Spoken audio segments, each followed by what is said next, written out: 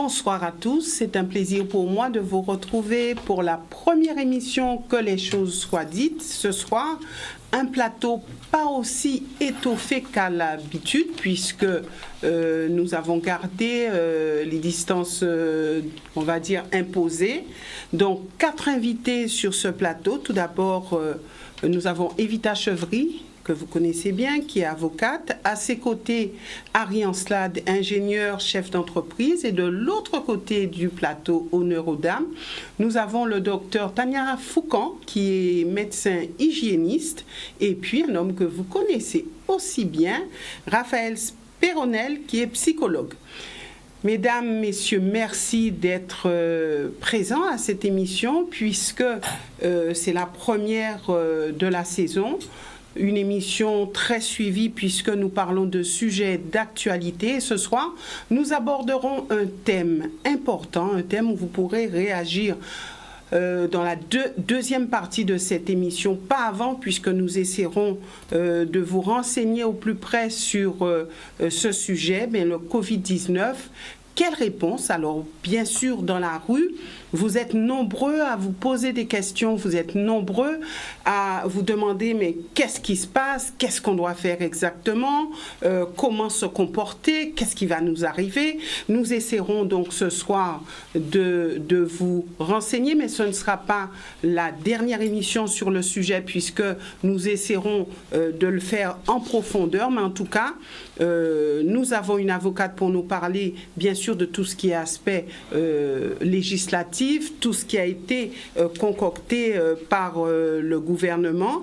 Le médecin de l'autre côté du plateau nous fera un petit point sur la situation au CHU de la Guadeloupe, mais nous parlera aussi, bien sûr, des sujets qui intéressent port du masque, test, etc. Et puis Raphaël Spéronel sur l'aspect psychologique, sur l'aspect impact sur notre population. Et puis Harry Ancelade pour tout ce qui est entreprise, port du masque en entreprise, quel effet et qu'est-ce que ça peut engendrer à l'avenir. Voilà donc un petit peu pour la trame de cette émission. Et tout d'abord, avec Evita Chevry, on ira franco, j'irai directement sur certaines questions, ce qui va nous permettre de rebondir. Donc, du point de vue juridique, est-ce qu'on est en mesure aujourd'hui de refuser le port du masque? Justement, il y a tout un débat sur cette question du refus du port du masque, et il y a même des recours contre cela.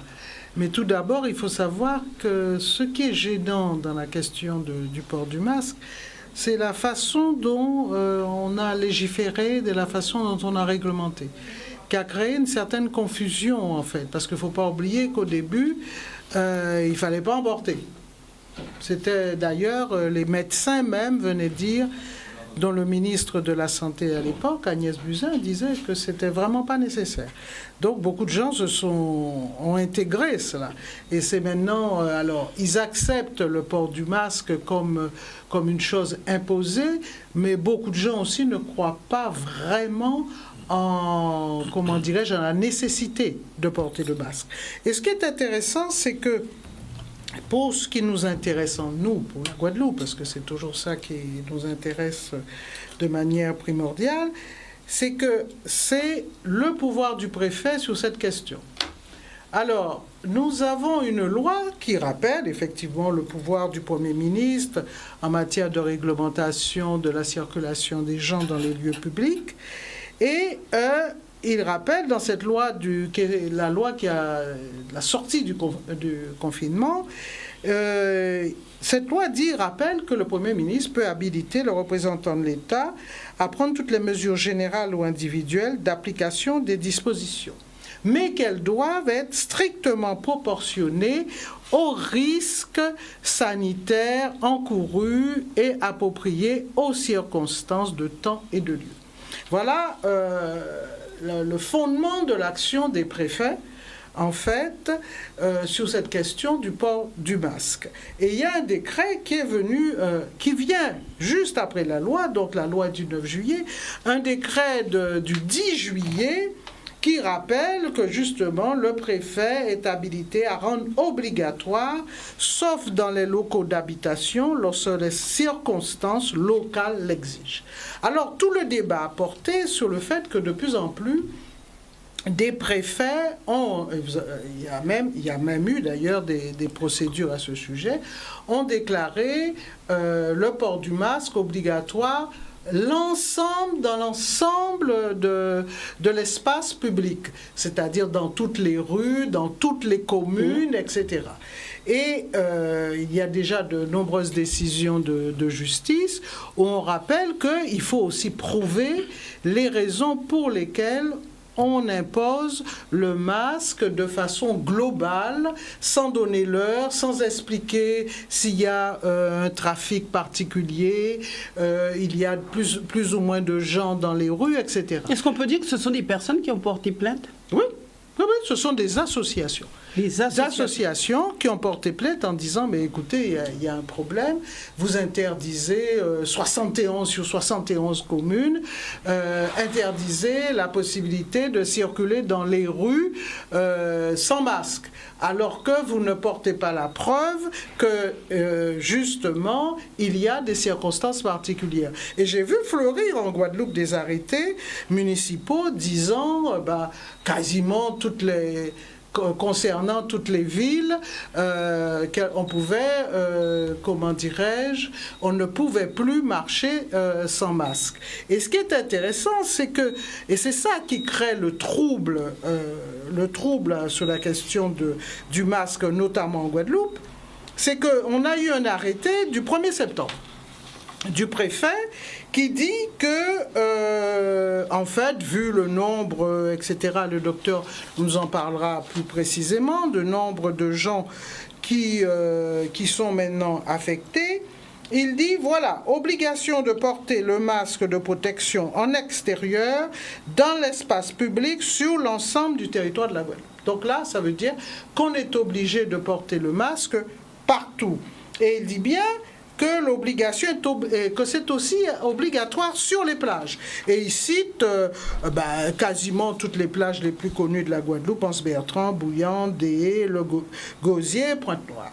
Et en fait, voilà un cas où le préfet a pris une décision, mais sur le territoire de manière globale, sans avoir à expliquer pourquoi est-ce que porter le masque à 20h du soir dans les villes qui sont souvent des villes mortes à partir de 18h, quel est le risque sanitaire? Est-ce qu'à Vanier ou à Massieu-Anse-Bertrand, en marchant le long de la route, on est obligé de porter le masque? Et puis la question des horaires, etc.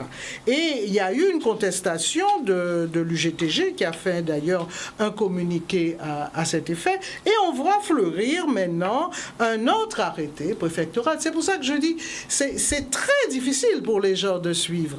7 jours après, il y a un arrêté du 8 septembre qui dit, en définitive, ça ne sera pas tout à fait pour toute la Guadeloupe, ça sera uniquement dans les rues où il y a un certain nombre d'établissements. Dans une rue où il y a des pharmacies, voilà. Dans des rues où il y a des commerces, etc., des restaurants, des banques, etc. Ils essaient de restreindre et ils ont apparemment, enlevé, exclu les plages, alors que jusqu'à présent, les plages faisaient partie des lieux d'obligation de porter du masque. Les plages maintenant sont apparemment dans l'article 3, l'obligation ne s'applique pas pour les plages. Donc c'est pour vous expliquer comment c'est en fait très très compliqué. Est-ce qu'il y a des dérogations à tout cela? Oui, il y a des dérogations prévues par la loi pour des gens qui ont des problèmes il y a des handicaps et tout ça qui empêchent, dont le port du masque peut entraîner un certain nombre de conséquences préjudiciables et la loi l'a prévu. Alors, le non-port du masque peut entraîner une verbalisation. Alors, est-ce qu'il y a des recours possibles? Oui, on peut toujours faire des recours puisqu'on peut comment dirais-je, d'ailleurs j'ai vu circuler une pétition ou enfin une information faite par des avocats qui disent qu'on peut faire des recours en disant que justement le port du masque, et d'ailleurs il y a tout un débat en France, est-ce que ça porte atteinte à la liberté d'aller et venir, ou est-ce que ça porte atteinte au respect de du droit privé, de la vie privée. Bon, il y a tout un débat dessus. Là par contre c'est pas encore tranché. C'est pas encore tranché. Alors maintenant, rapidement, et après nous allons décortiquer tout cela, est-ce qu'on peut, pour parler des tests, puisqu'on parle du masque et des tests, est-ce qu'on peut refuser d'être testé? Pour le moment, je pense qu'on peut refuser d'être testé, sauf si on a, comment dirais-je, l'obligation de prendre l'avion ou autre. Et là, on est quasiment, on n'a plus le choix. On n'a pas le choix, c'est une obligation. On vous refoule et c'est très très précis. Moins de 72 heures. Si vous faites le test 1 heure avant l'heure prévue 3 jours avant, mais avant l'heure prévue du vol, vous êtes refoulé. Hein. J'ai une collègue une consoeur qui a été refoulée parce que son avion partait à 12h30. Le test avait été fait à 11h30, je crois, ou à 11h. Donc attention, il fallait le faire à 12h30 exactement. Donc par contre c'est très très très contraignant. C'est la question du test. Sinon, personne, on n'est pas obligé pour le moment de faire un test. D'accord. Nous reviendrons avec vous tout à l'heure et puis je passe la parole au docteur Foucan. Alors dites-nous, avant toute chose, quelle est la situation actuelle concernant cette épidémie en Guadeloupe et notamment qu'est-ce qui se passe concrètement au niveau du CHU? Quels sont les chiffres?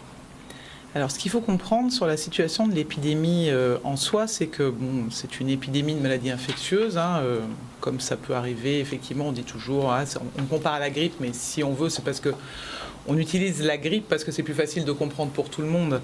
Mais ce qui est problématique avec cette épidémie, c'est qu'on a affaire à des gens, pour certaines personnes, personne n'a jamais été en contact avec ce virus. Donc, on a une population qu'on appelle vierge.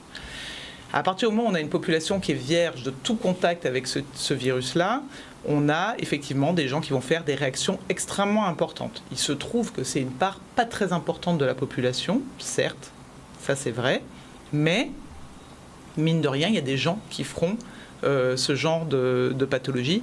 Et la problématique, du coup, elle est en rapport avec la réponse du système de santé. Oui. Quelles sont les capacités du système de santé pour absorber le surplus de personnes qui sont malades? C'est-à-dire que si on pouvait gérer toutes les personnes malades en même temps, on n'aurait aucun problème. Le problème est là, c'est qu'on est sur, en plus nous, puisque on parle de la Guadeloupe, on est sur un petit territoire. On n'a pas la possibilité, comme en France, de faire des trains pour envoyer des gens dans d'autres villes. Et donc, on est restreint sur notre territoire. Et donc, la difficulté est là. Le virus circule actuellement. Il circule très activement en Guadeloupe. Le taux de circulation, en fait, était de 4%, 5% métropole. On est à 20% actuellement en Guadeloupe depuis hier, 19% et quelques. Donc, c'est un très fort taux de circulation. Et au CHU, on est en grande difficulté. Là, en fait...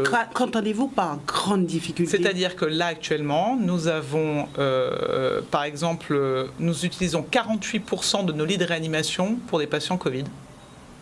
48%? Oui, de l'ensemble de nos lits de réanimation. C'est-à-dire que là, actuellement, nous avons, aujourd'hui, en réanimation, ce soir, il y avait 17 patients hospitalisés. D'accord. Et il y a combien de lits? Et à côté, on a 20 lits qui sont prévus pour le Covid, donc on en avait 18 occupés là. Oui. Et à côté, on a 18 lits pour les non-Covid. D'accord, oui. Vous voyez, on est vraiment dans une difficulté sur la réanimation, mais ce n'est pas que la réanimation.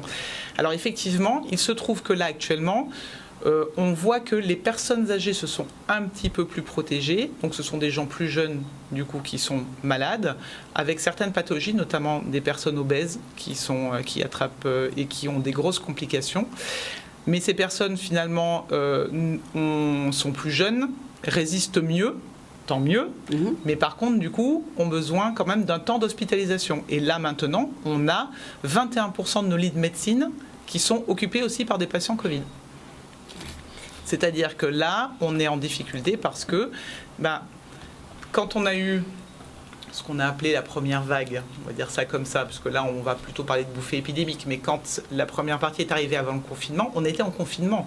Donc à côté de ça, on n'avait pas d'accident de la voie publique, on n'avait pas d'autres traumatologies, etc. Ce qui n'est plus le cas.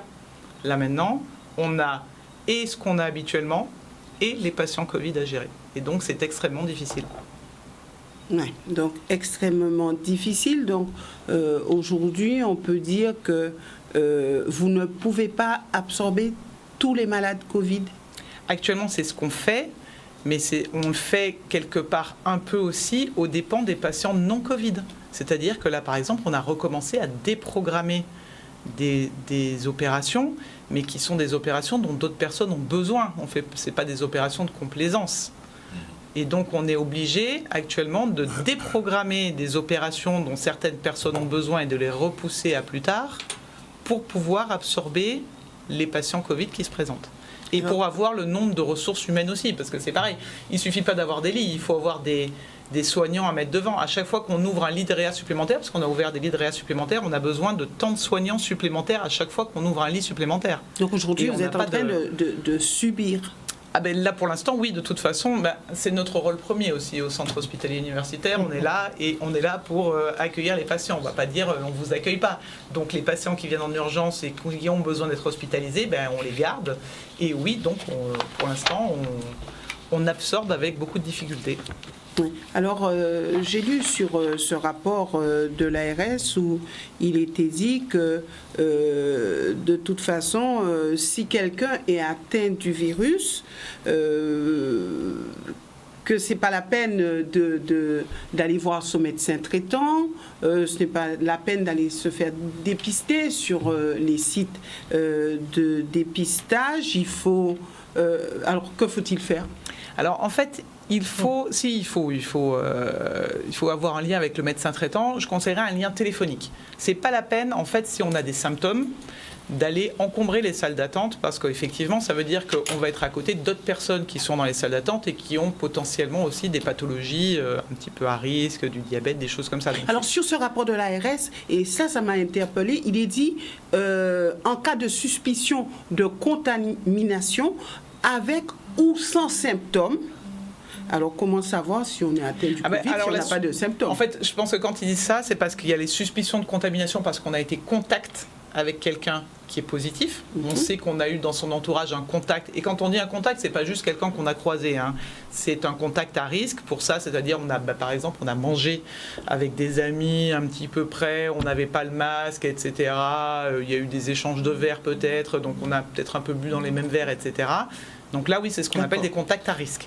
Donc si on a effectivement eu un contact à risque avec quelqu'un qui est positif, on peut potentiellement avoir également le coronavirus. Ce qui n'est pas une obligation, il n'y a pas de 100% de transmission non plus. Donc c'est possible.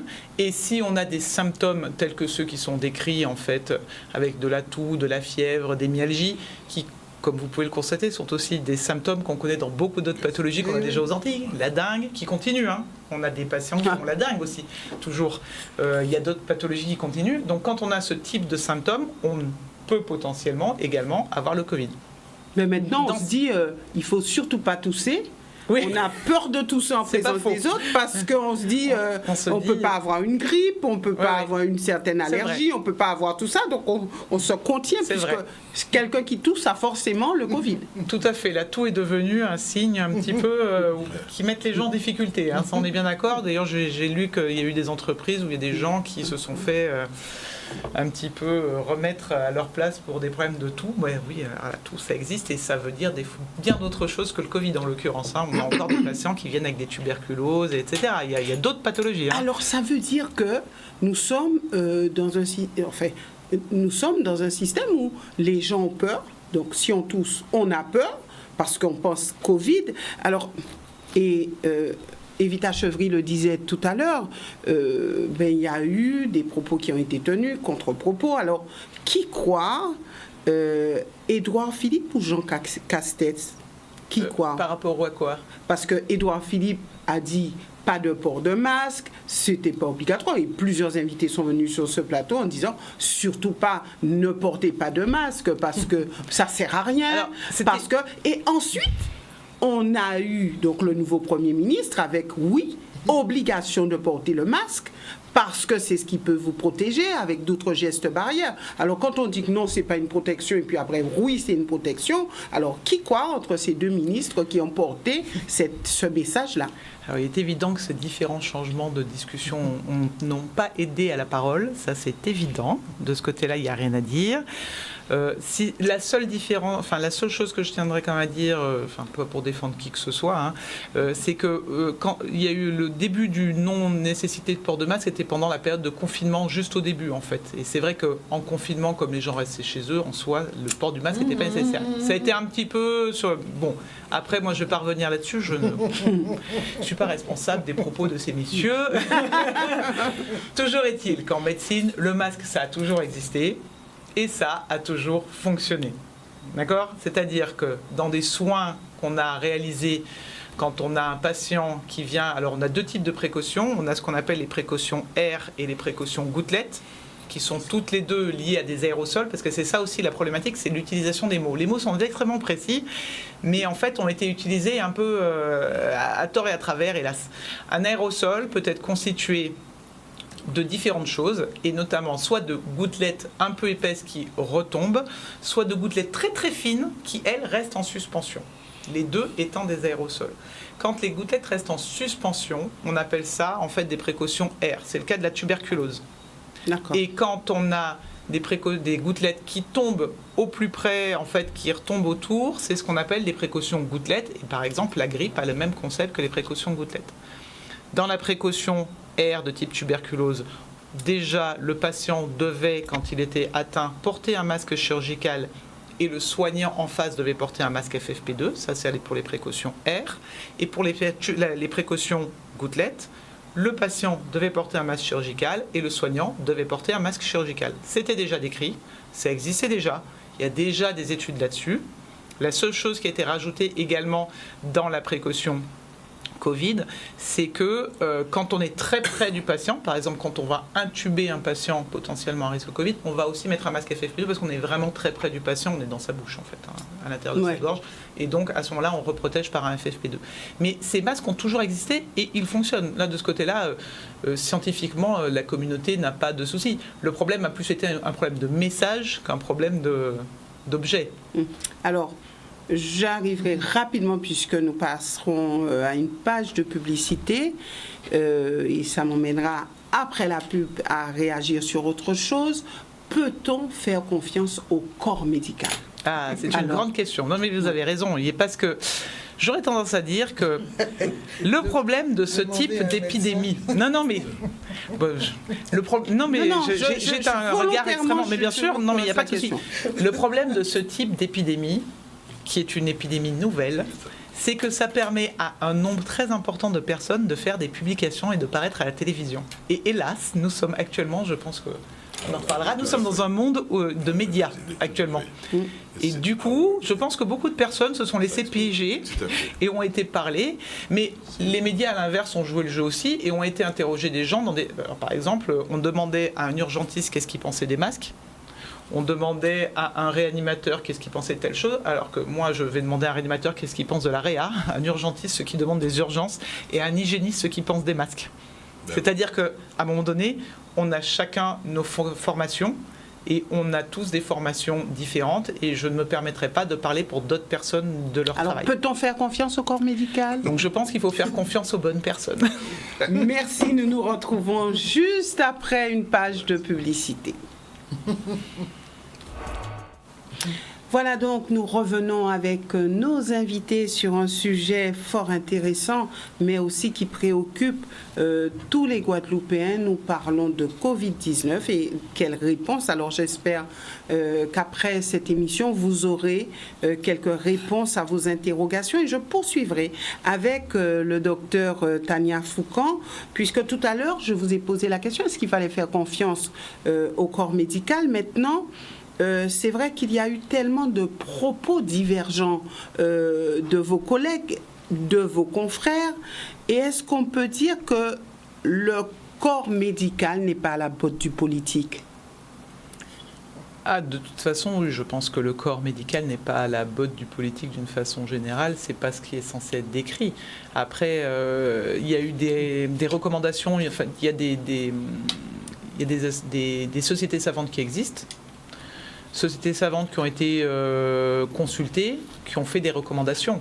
Après, le politique fait ce qu'il veut des recommandations. C'est en fait toute la problématique, et que finalement, ce qui a créé une certaine cacophonie, c'est que quelque part, tout le monde finissait par avoir un avis, alors que, en fait, quand beaucoup d'avis ont été donnés par les sociétés savantes, c'est aussi parce que c'était au fur et à mesure des données scientifiques qui ont évolué. C'est quelque chose de nouveau, donc c'est normal que ça évolue. Et donc, il ne faut pas prendre forcément ce qui a été dit il y a 6 mois pour ce qui a été dit maintenant. On apprend au fur et à mesure à connaître ce virus. Et c'est le principe de la médecine, c'est comme ça que ça fonctionne.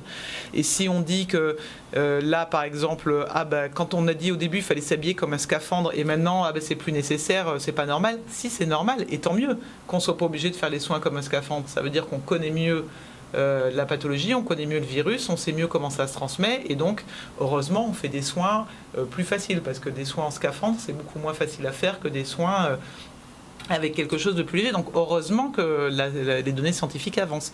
Après, encore une fois, les données scientifiques sont celles qu'elles sont, et elles ne sont pas encore complètement connues, hein. On n'est pas encore complètement, on n'a pas encore toutes les données sur cette nouvelle version du virus. Autant les données scientifiques avancent, mais après les politiques en font ce qu'ils veulent. Oui. Il y a deux réponses. Oui.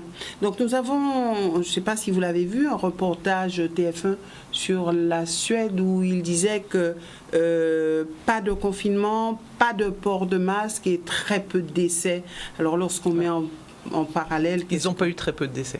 Là, par contre, si on regarde les statistiques rapportées à 100 000 habitants, ils n'ont pas très peu de décès. Mais je pense qu'on a affaire à deux types de populations. C'est-à-dire qu'ils ont décidé, eux, de se dire de toute façon, on aura des pertes et nous les assumons.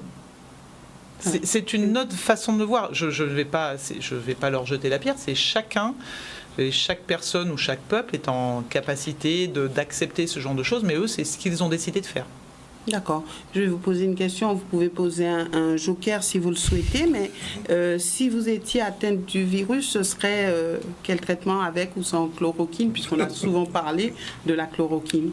Alors, je fais partie, heureusement pour moi, des catégories non à risque, et donc je ne prendrai pas de chloroquine. Alors, catégorie non à risque. Oui, c'est-à-dire que je n'ai pas de facteur de risque. Je n'ai pas ni en âge, ni d'antécédents, je n'ai pas de surpoids. Non, j'ai pas de facteur de risque, donc je ne prendrai pas de chloroquine. Pas de chloroquine, d'accord. Merci pour cette réponse. Maintenant, je vais arriver rapidement à Raphaël Spéronel. Alors, est-ce qu'on peut dire qu'il y a, et j'y vais franco, qu'il y a des répercussions psychologiques sur les personnes, du Covid, sur les personnes dans leur quotidien? Alors quand on analyse la situation. Oui, bien sûr, dès le départ, sur les personnes, sur les organisations, sur les processus, oui. Alors déjà dès le départ, on ne connaissait pas, on ne connaissait rien. Donc premier type de traumatisme psychologique qui va être lié à ça, c'est le déni. Comme on ne connaît pas, on ne veut pas voir, on ne veut pas savoir. Et donc, il y a une première approche qui était, et c'est une forme de souffrance, bien sûr, oui. de souffrance psychologique, qui est une souffrance cognitive. On ne veut pas savoir, on nie, on a toute espèce de cohortes de comportements qui peuvent être plus ou moins conjuratoires, en disant, mais ça n'existe pas. Voilà. Deuxième type, je brosse je taille dans la masse, Deuxième type de comportement qu'on va trouver un petit peu après, ça s'est installé, les discours ont commencé à se poser, et donc là on est face à une situation qui va commencer à créer des relations réaction et contre-réaction, et donc des formations réactionnelles qui peuvent être plus ou moins traumatisantes. On s'adapte, on ne s'adapte pas à ce qui est arrivé. Comme en plus on l'a bien vu. Alors, quand on va dire que la communication elle-même était porteuse de traumatisme, parce que c'était une communication de crise, et là c'est pour ça que j'insistais sur ça. Or la crise, on la connaît. La crise, c'est quoi? C'est que justement on ne maîtrise rien. Et donc face à cette situation, dans un monde qui depuis tout le temps a été baigné de certitudes, qui ne revendique que des certitudes, des connaissances sur des croyances et tout, il est clair qu'il y a un tas de personnes qui étaient au pillage parce qu'ils ne savaient pas comment se positionner ou se positionner, et étaient les enjeux de cette espèce de jeu de ping-pong entre les différents discours. Ça, c'est le propre de la crise, qui est le fait qu'on évolue dans un milieu incertain avec des paramètres qui sont eux-mêmes contraints. Donc on ne peut pas savoir. Et donc on est encore là. Et puis par la suite, une fois lié au Covid lui-même, on a un autre type de traumatisme qu'on a constaté, c'est parce que c'est une maladie qui est de l'espace et du temps. La pandémie, c'est bien gentil, mais ça veut dire quoi au quotidien? Ça vient de Chine, ça vient de ceci, ça vient de cela. L'espace et le temps que nous connaissons, c'est l'espace et le temps dans lequel on évolue, c'est la bulle qui est autour de vous, éventuellement la famille, le pays, la nation, ça ne va pas plus loin. Et donc, quand on va vous interpeller sur des choses de type pandémie, ça vous demande un référentiel socio-culturel de connaissances, de rapport aux choses que beaucoup de gens ne maîtrisent pas. Et donc là encore, on va avoir toute une série de comportements qui vont être porteurs de troubles, de souffrances, parce qu'on n'arrive pas à conceptualiser ce qui se passe. C'est quoi? C'est un virus? C'est un homme? C'est un animal? C'est un danger? C'est les Illuminati? C'est qui? C'est les théories du complot, etc. Et ce qu'on trouve maintenant, donc, parce que ça aussi, et donc c'est encore une nouvelle, c'est des chocs post-traumatiques, donc des micro-situations de rupture qui se sont cumulées, parce que le confinement, c'est bien gentil quand ça dure 2 jours, 3 jours, mais quand ça dure 2 mois, ça suppose une reprogrammation des comportements au quotidien, une reprogrammation des comportements sociaux, professionnels, institutionnels, et là encore, on a toute une série de difficultés chez des gens. Les suicides ont-ils augmenté? Non, parce que tant qu'on est... Ça va peut-être venir après. D'accord. Hein? Après? Bien sûr. Attends, mais la crise, c'est bien. Tant qu'on est dans la crise, on est dans le vivant. Mais le problème qui va se poser, c'est qu'après la crise, il y a la catastrophe. C'est-à-dire qu'il faut sortir l'addition. Mais tant qu'on est dans la crise, on est dans le potémonève. Donc ça bouge, ça vit, des choses, ça vit. Et on est encore en plein cœur de la crise, alors. On ne sait pas où on est. Et le plus grand traumatisme, c'est cette incertitude dans laquelle on est et dans laquelle on n'a pas de critères. On ne peut pas rattacher nos savoirs, nos connaissances à qui que ce soit. C'est ce que vous venez de dire entre les médecins, les politiques, entre les hommes, la parole d'autorité, la parole de référence, qui sont autant de marqueurs socioculturels, de marqueurs pour nous, qui nous permettent de nous repérer. Et c'est pour ça que je parle de crise d'espace et du temps. Toutes ces choses-là ont été diluées, ont été fracturées. Et donc, ça veut dire que les contenants traditionnels de la pensée, qui vous permettent d'être à l'intérieur d'un schéma, ces contenants-là n'existent pas. Donc, le contenu de la pensée, le contenu des actions, se répandent n'importe comment. Donc on peut dire que la santé mentale de notre population a pris un coup? Oui, obligatoirement. Mais attention, mais c'est pas si simple que ça. Vous êtes trop binaire, désolé. mais ça va, je dis oui, bon. C'est-à-dire qu'il y a aussi un autre problème, c'est le rapport à la mort. Parce qu'à la clé, dans tout ça, qu'est-ce qu'il y a? C'est l'idée de mort. Et de mort, rapide. Je dirais rapide, consciente presque. Et donc cette idée-là, etc. Alors oui, il y a une souffrance générale, globale, qu'il faut comprendre aussi. Il y a un paramètre que moi, sur lequel je suis énormément, c'est les accidents de voiture. On a eu la même chose après le LKP. On a eu en 2009 donc un énorme mouvement social, ok, c'est bien passé, il n'y a pas eu de mort pendant très peu de morts, etc. Et dans les 6 mois qui suivaient, on a rattrapé et doublé le nombre de morts qu'on n'avait pas fait dans 2009. Et là, c'est pareil. Donc, au niveau collectif, on a eu une recrudescence donc des accidents. Il n'y avait pas de morts, peu de morts pendant le confinement, mais pour cause, ils n'en sortaient pas. Dans les 10-15 jours qui ont suivi, il y a une hécatombe de morts. Alors bien sûr, je suis dans une pensée symbolique.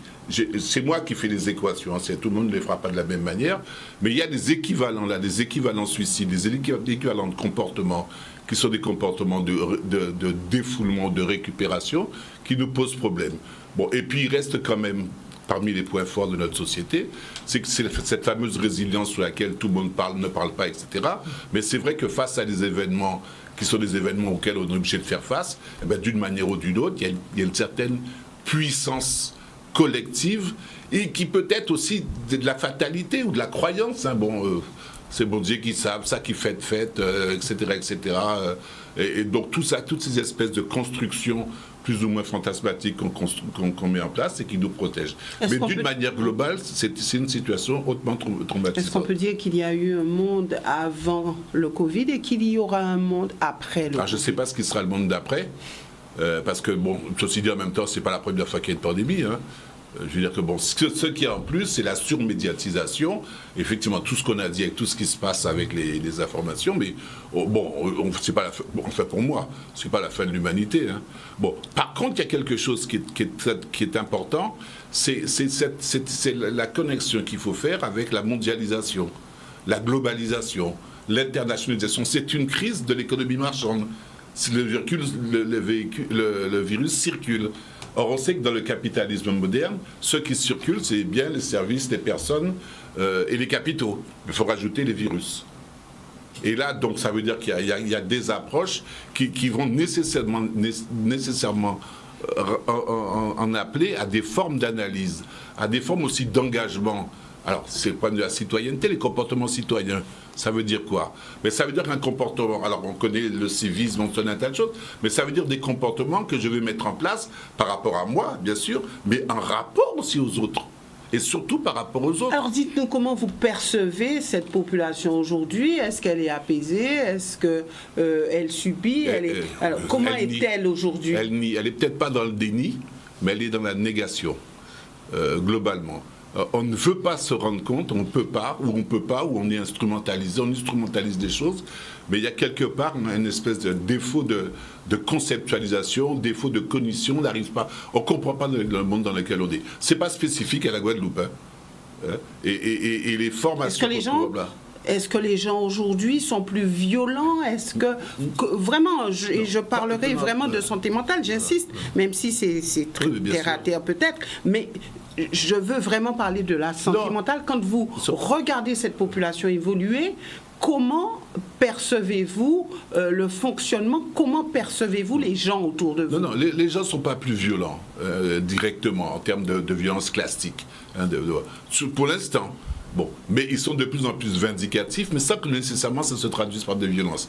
Il est fort probable que par la suite, il y aura une revendication ou une demande d'existence, ou de surexistence. Alors, quand vous dites par la suite, ça veut dire quoi? Quand on sera un petit peu rassérédé, ce qui n'est pas le cas maintenant. Pour l'instant, on est toujours dans une espèce d'angoisse lourde, flottante, dans une espèce d'angoisse latente, dans laquelle on est en train d'être fit et fente, un pas en avant, un pas en arrière, on ne sait pas où on va. Et tous les gens qui ne sont pas à l'aise dans l'incertitude et dans le stress sont en souffrance.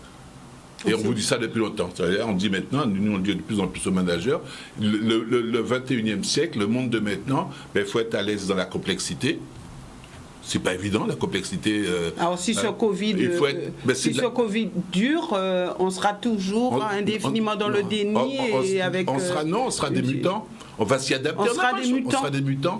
On sera plus adapté au monde d'avant, comme vous dites, mais on sera adapté à un monde qui ne sera peut-être pas le monde d'après, mais qui sera le monde de vie avec le Covid. Et ceux qui n'arriveront pas à s'adapter, soit ils mourront du Covid, soit ils mourront socialement parce qu'ils n'auront pas rebondi. Ils mourront socialement, ils n'auront pas rebondi. Et notre quatrième invité, ça me permet de faire le lien. Alors, vous avez entendu, Harry Ancelade, tout ce qui a été dit. Vous êtes, je l'ai dit, chef d'entreprise. Alors, avant toute chose, l'État a massivement soutenu l'économie depuis la crise. Alors, est-ce qu'on peut dire que vous êtes satisfait de ce qui a été fait? Attention. Alors, l'État a parlé de beaucoup d'argent.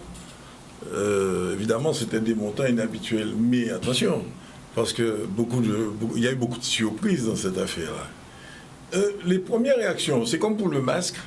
Moi, la première chose qui m'a surpris comme réaction, payez pas vos loyers. Ça m'avait surpris d'entendre un président dire, vous ne payez pas les loyers. C'est un acte. Vous rentrez dans la gestion privée de l'économie tout de suite.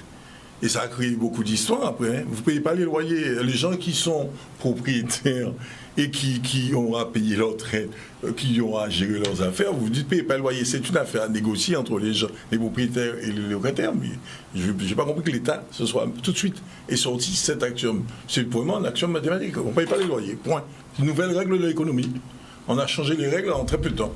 Alors ça déjà, et finalement, on est parti très, très vite dans ça. Le chômage partiel. On a le chômage partiel. Bon, tout le monde s'est dit, on a eu l'impression que ça va régler le problème, mais les charges salariales ne représentent pas 100% des charges d'une entreprise. Il y a plein d'autres choses. Alors, on a lancé le prêt garanti par l'État. Bon, vous savez comment ça marche avec les banquiers. On annonce des choses, mais les banquiers ne suivent pas obligatoirement.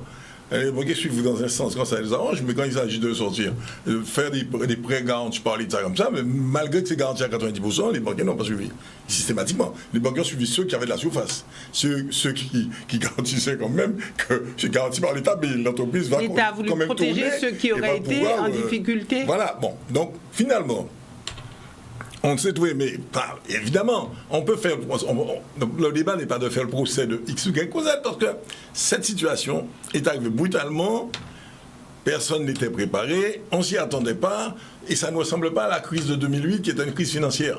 On est tombé dans une situation qui était médicale, il y avait des questions de vie, il y avait des questions que chacun a été en risque, contrairement à la crise de 2008 par exemple. Et tout le monde est un petit peu perdu dans cette affaire-là. Mais l'économie, alors, moi maintenant, la projection dans l'avenir, j'ai un sérieux problème avec ce qui se passe. Alors, Raphaël parlait d'incertitude. C'est vrai que j'essaie de comprendre, pas de comprendre, j'essaie d'imaginer, de faire une projection, et j'ai du mal. Mais par contre, je suis sûr d'une chose, cette situation, du fait, parce qu'il y a 3 mois, 4 mois, on a fait beaucoup de projections, mais on disait, il faut qu'en août-septembre, que ça soit maîtrisé. Parce que si ça prend, l'hiver arrive, et on n'est pas, ça va être très difficile. On ne sait pas ce qui va se passer. Bon. Mais on disait, il ne faut pas y arriver. Il ne faut pas se retrouver en septembre avec ça. Aujourd'hui, ça explose. Quant à la Guadeloupe, n'en parlons pas, parce que nous, on est à l'abri, maintenant, on a explosé. Et la France, quand on entend les chiffres, on entend l'Espagne, on entend... Tout explose. Ça veut dire que ce que tout le monde craignait, on y est en plein dedans. On est en plein dedans, c'est pas pour affoler les gens, mais avant d'y être, tout le monde disait ça va être très compliqué, on ne soit pas maîtrisé. Et on y est. On est en plein dedans. Mais on est en plein dedans en ayant constaté les dégâts déjà sur l'économie. Donc maintenant, la situation actuelle, si on essaie de faire l'équation de ce qu'on a vécu il y a 3 mois, mais on se dit, l'économie va exploser. Parce que à l'heure où ça va, et on ne maîtrise pas cette affaire de Covid-19, on sait que les conséquences sur l'économie vont être catastrophiques. Alors on ne maîtrise pas cette affaire de Covid-19, et je vais revenir tout à l'heure avec mais oui, mais alors, donc ça veut dire... mais là aussi où ça interpelle, bon, moi il y a des choses que pour moi qui sont réglées. Tout ce qui est activité touristique, les bateaux de croisière, l'aviation, à la sortie, on sait que, voilà, 2 choses. Alors, ce sont des éléments d'échange de population. Mais là, voilà 2 éléments qui vont tomber. L'aviation va tomber. Donc, une économie en grande difficulté. Voilà, l'aviation va tomber. Oui, mais attention, ça, c'est important, parce que l'aviation va tomber. Tout ce qui était le loisir, bateau de croisière, tout ça, ça va tomber. Et ensuite... nous allons nous retrouver dans une sorte d'économie. Aujourd'hui, il y a un repli. Tout le monde parle maintenant qu'il faut produire localement. On a lâché. Donc, on a parlé tout à l'heure de la mondialisation. On est en train de vivre une situation qui va, à mon avis, avoir des conséquences énormes sur le schéma économique qui va sortir après le Covid. Ça va changer beaucoup de choses. On est en train de refaire... Alors, aujourd'hui, tout le monde est dans la logique. Il faut restaurer les usines sur place. Il faut ramener les moyens de production sur place. Il faut produire sur place. C'est contraire à tout ce qu'on a fait depuis 50 ans. On a voulu faire de la mondialisation de l'économie complètement.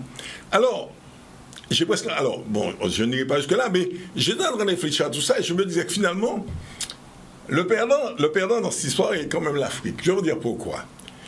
Le système qui a été mis en place a permis d'exploiter un certain nombre de peuples. Il y a eu un retour en arrière. Les Japonais ont fait fortune en usant du pouvoir d'achat des Européens et des Américains. Les Chinois l'ont fait, les Coréens l'ont fait, etc. L'Afrique n'a pas encore fait. Et les règles du jeu vont changer. Quand on allait changer les règles du jeu, quand la Chine commençait à monter, j'oublierai jamais la remarque du Premier ministre chinois de l'époque, on commençait à vouloir changer les règles de l'OMCS. Et il avait dit, vous nous avez exploité avec, vous n'allez pas les changer maintenant que ça ne vous arrange pas. On maintiendra le même système. Et ça a permis à la Chine de devenir ce que la Chine est aujourd'hui, une très grande puissance. Aujourd'hui, je pense qu'on va changer ces règles-là. Parce que là, ça va changer, ça change naturellement. Tout le monde intègre l'idée que cette mondialisation, et ça a commencé avec l'histoire du masque, ça a été le gros choc que je retienne le masque, en dehors du problème qu'on ne savait pas trop. Mais on a démontré une chose, que ça a posé d'énormes problèmes parce qu'on avait laissé ça à la Chine en fabrication.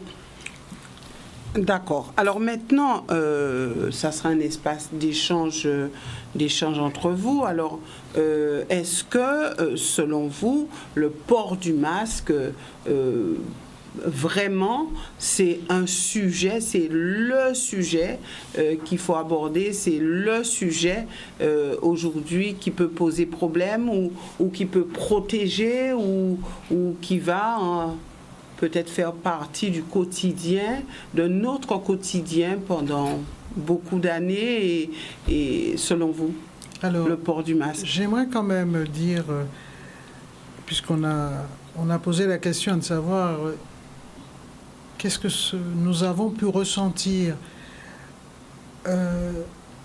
lors de cette période, de cette découverte, enfin, du Covid et des conséquences du confinement. Je pense que une des choses que les Guadeloupéens ont pu comprendre, parce que jusqu'à présent, je crois qu'ils ne l'avaient pas bien saisi, c'est qu'ils n'ont aucun pouvoir sur leur propre vie. Je m'explique. C'est quand même terrible d'avoir un pouvoir régional important, d'être en pleine décentralisation, d'avoir des normes dotations, et ne pas pouvoir imposer quelque chose de tout à fait rationnel qu'un enfant de 12 ans aurait pu imposer, à savoir, dès le début, il fallait fermer, empêcher les gens de rentrer par les bateaux de croisière et par les avions. Parce que moi, j'ai voyagé, j'ai vu à l'époque, on pouvait rentrer, sortir. D'ailleurs, j'ai entendu Michel Onfray, qui est allé en Martinique, il a expliqué tous les voyages qu'il avait faits, etc. Et c'est ça ce qui est dramatique, c'est que le président de région l'a dit. Il a dit, mais monsieur le préfet a dit non. Et le préfet a fait ce qu'il voulait. Et ça, je pense que ça, c'est une chose qui restera. Qui restera parce qu'on a beau prétendre avoir obtenu un certain nombre de pouvoirs, si nous n'avons pas la capacité, à des moments précis, des moments justement de crise, où il y a un danger, nous n'avons pas la capacité de prendre des mesures pour protéger la population, je veux dire, point d'interrogation sur toutes les grandes théories d'économie et autres dans ce pays-là. Merci. Moi, ça me paraît un point quand même qui est très, très blessant pour le peuple guadeloupéen et qu'ils n'ont pas vraiment compris. Enfin, les Guadeloupéens ne l'ont pas vraiment compris. Alors, pour le masque, rapidement, c'est clair que le problème se pose pour la durée. Parce que c'est ça que disent... j'ai lu beaucoup de documents sur les professeurs de médecine et tout, qui sont contre. Parce qu'ils disent que ça dure trop longtemps. Effectivement, il y a de plus en plus de gens qui commencent à porter plainte en disant « mais voilà, je travaille dans tel magasin et autres, j'ai dû garder le masque pendant 8 heures. Et 8 heures, j'ai eu des conséquences, c'est vrai. » On ne peut pas nier, il y a beaucoup de médecins qui disent au bout de 20 minutes, une heure, il faut l'enlever. Il faut faire respirer un peu. Parce que garder le masque pendant trop longtemps, ce n'est pas bon pour la santé. Donc, au lieu de protéger, le masque rend malade? Moi, je dis bien, moi je ne suis pas malade et docteur Foucault va le dire. Moi je ne suis pas, je vais dire malade, je ne suis pas médecin. Je dis que ça, c'est ce que nous lisons par des professeurs de médecine qui disent, voilà, que le masque, le porter aussi longtemps, il y a des gens qui le portent, les hôtesses de l'air et tout ça portent les masques pendant au moins 8 heures. Donc voilà, docteur Foucault dit que c'est parfait. Non, voilà. Je dis, c'est pas pour ça qu'ils disent ça en fait. Non, non, mais je veux dire, je l'ai lu aussi, cette thèse de la durée. On a parlé de la durée, qui pose problème, puisqu'il y a de plus en plus de gens qui se plaignent. Donc je veux dire, c'est pas simple. Quand justement on n'est pas médecin, et même les médecins ne sont pas d'accord entre eux. Alors, comment dirais-je, je parlais juste de la durée. Hein. La durée pose problème à certaines personnes qui disent, voilà, je travaillais, mais moi je connais une hôtesse de l'air qui a eu des problèmes de santé. On lui a dit que c'était dû au masque. Docteur Foucault. Voilà. Alors, donc, on va interréagir. Oui, on va interréagir. En fait, le port du masque dans la durée ne pose pas de problème en termes d'échange gazeux. Ça n'a jamais posé de problème. Au bloc opératoire, on garde des masques 8 heures d'affilée. Le chirurgien ne tombe pas dans les pommes. Ça ne pose pas de problème. Non, mais la durée du masque ne pose pas de problème en termes d'échange gazeux. Par contre, je conçois que pour quelqu'un qui n'est pas habitué à le porter, parce qu'en fait, quand on est médecin, c'est un choix. C'est-à-dire qu'on a décidé d'être chirurgien et effectivement, le masque fait partie de la panoplie du petit chirurgien. Donc forcément, on sait que, par exemple, on est chirurgien orthopédique, on va faire une reprise de prothèse de hanche, on va avoir 10 heures d'opération ou autre, etc. On sait qu'on va porter le masque pendant 10 heures. Mais c'est un choix lié à un métier qu'on a choisi, en fait, en soi, ou la personne au bloc opératoire. Donc, physiologiquement, ça ne pose pas de problème. Par contre, effectivement, de nombreux médecins pensent, personnellement je le pense aussi, je ne suis pas persuadé qu'obliger les gens à porter des masques toute la journée soit une solution, puisqu'on sait très bien qu'effectivement, on a besoin de porter un masque à certains moments bien précis, c'est quand on n'est pas en capacité de respecter une distance de sécurité, qui est la distance en fait de 1m50, 1m50, c'est cette distance-là, et c'est à ce moment-là qu'on a besoin du masque. Et le problème, c'est que effectivement, on se rend bien compte qu'à dire de porter un masque toute la journée à des non-soignants, je ne parle pas des soignants, oui. Je parle bien à une population, c'est pas évident, et donc du coup, les gens ne le portent pas. Au moment où ils devraient le porter. Porter un masque tout le temps, rendre cela obligatoire et surtout être sanctionné si on ne le porte pas. Mais c'est pas évident parce que du coup on finit par ne pas vouloir le porter, d'abord en rébellion à l'autorité, ensuite parce que ça énerve, en plus parce que ça il faut le dire aussi, on vit en Guadeloupe, il fait chaud et que supporter un masque quand il fait 40 degrés à l'extérieur, c'est très insupportable. C'est extrêmement insupportable. Excusez-moi, quand des gens disent qu'ils ont eu un malaise, c'est quoi? En fait, non, pas du tout. Alors, c'est pas de l'imagination. C'est-à-dire qu'en fait, quand vous portez un masque longtemps et que vous ne le supportez pas, vous finissez par faire ce qu'on appelle de l'hyperventilation. Parce qu'en fait, comme cela vous stresse, vous hyperventilez. Quand vous hyperventilez, vous diminuez en fait votre taux de CO2 et ça fait des malaises. Ça, c'est physiologique. C'est pas le masque en fait en lui-même qui entraîne ça, mais je suis d'accord avec vous. Le port du masque n'est pas quelque chose de facile à supporter pour tout le monde. On est bien d'accord. C'est juste.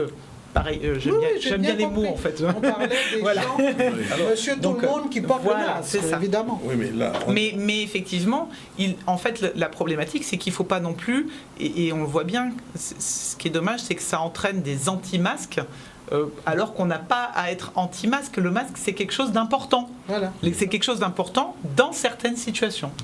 Et voilà. Dans certaines situations. Mais alors, c'est là le problème.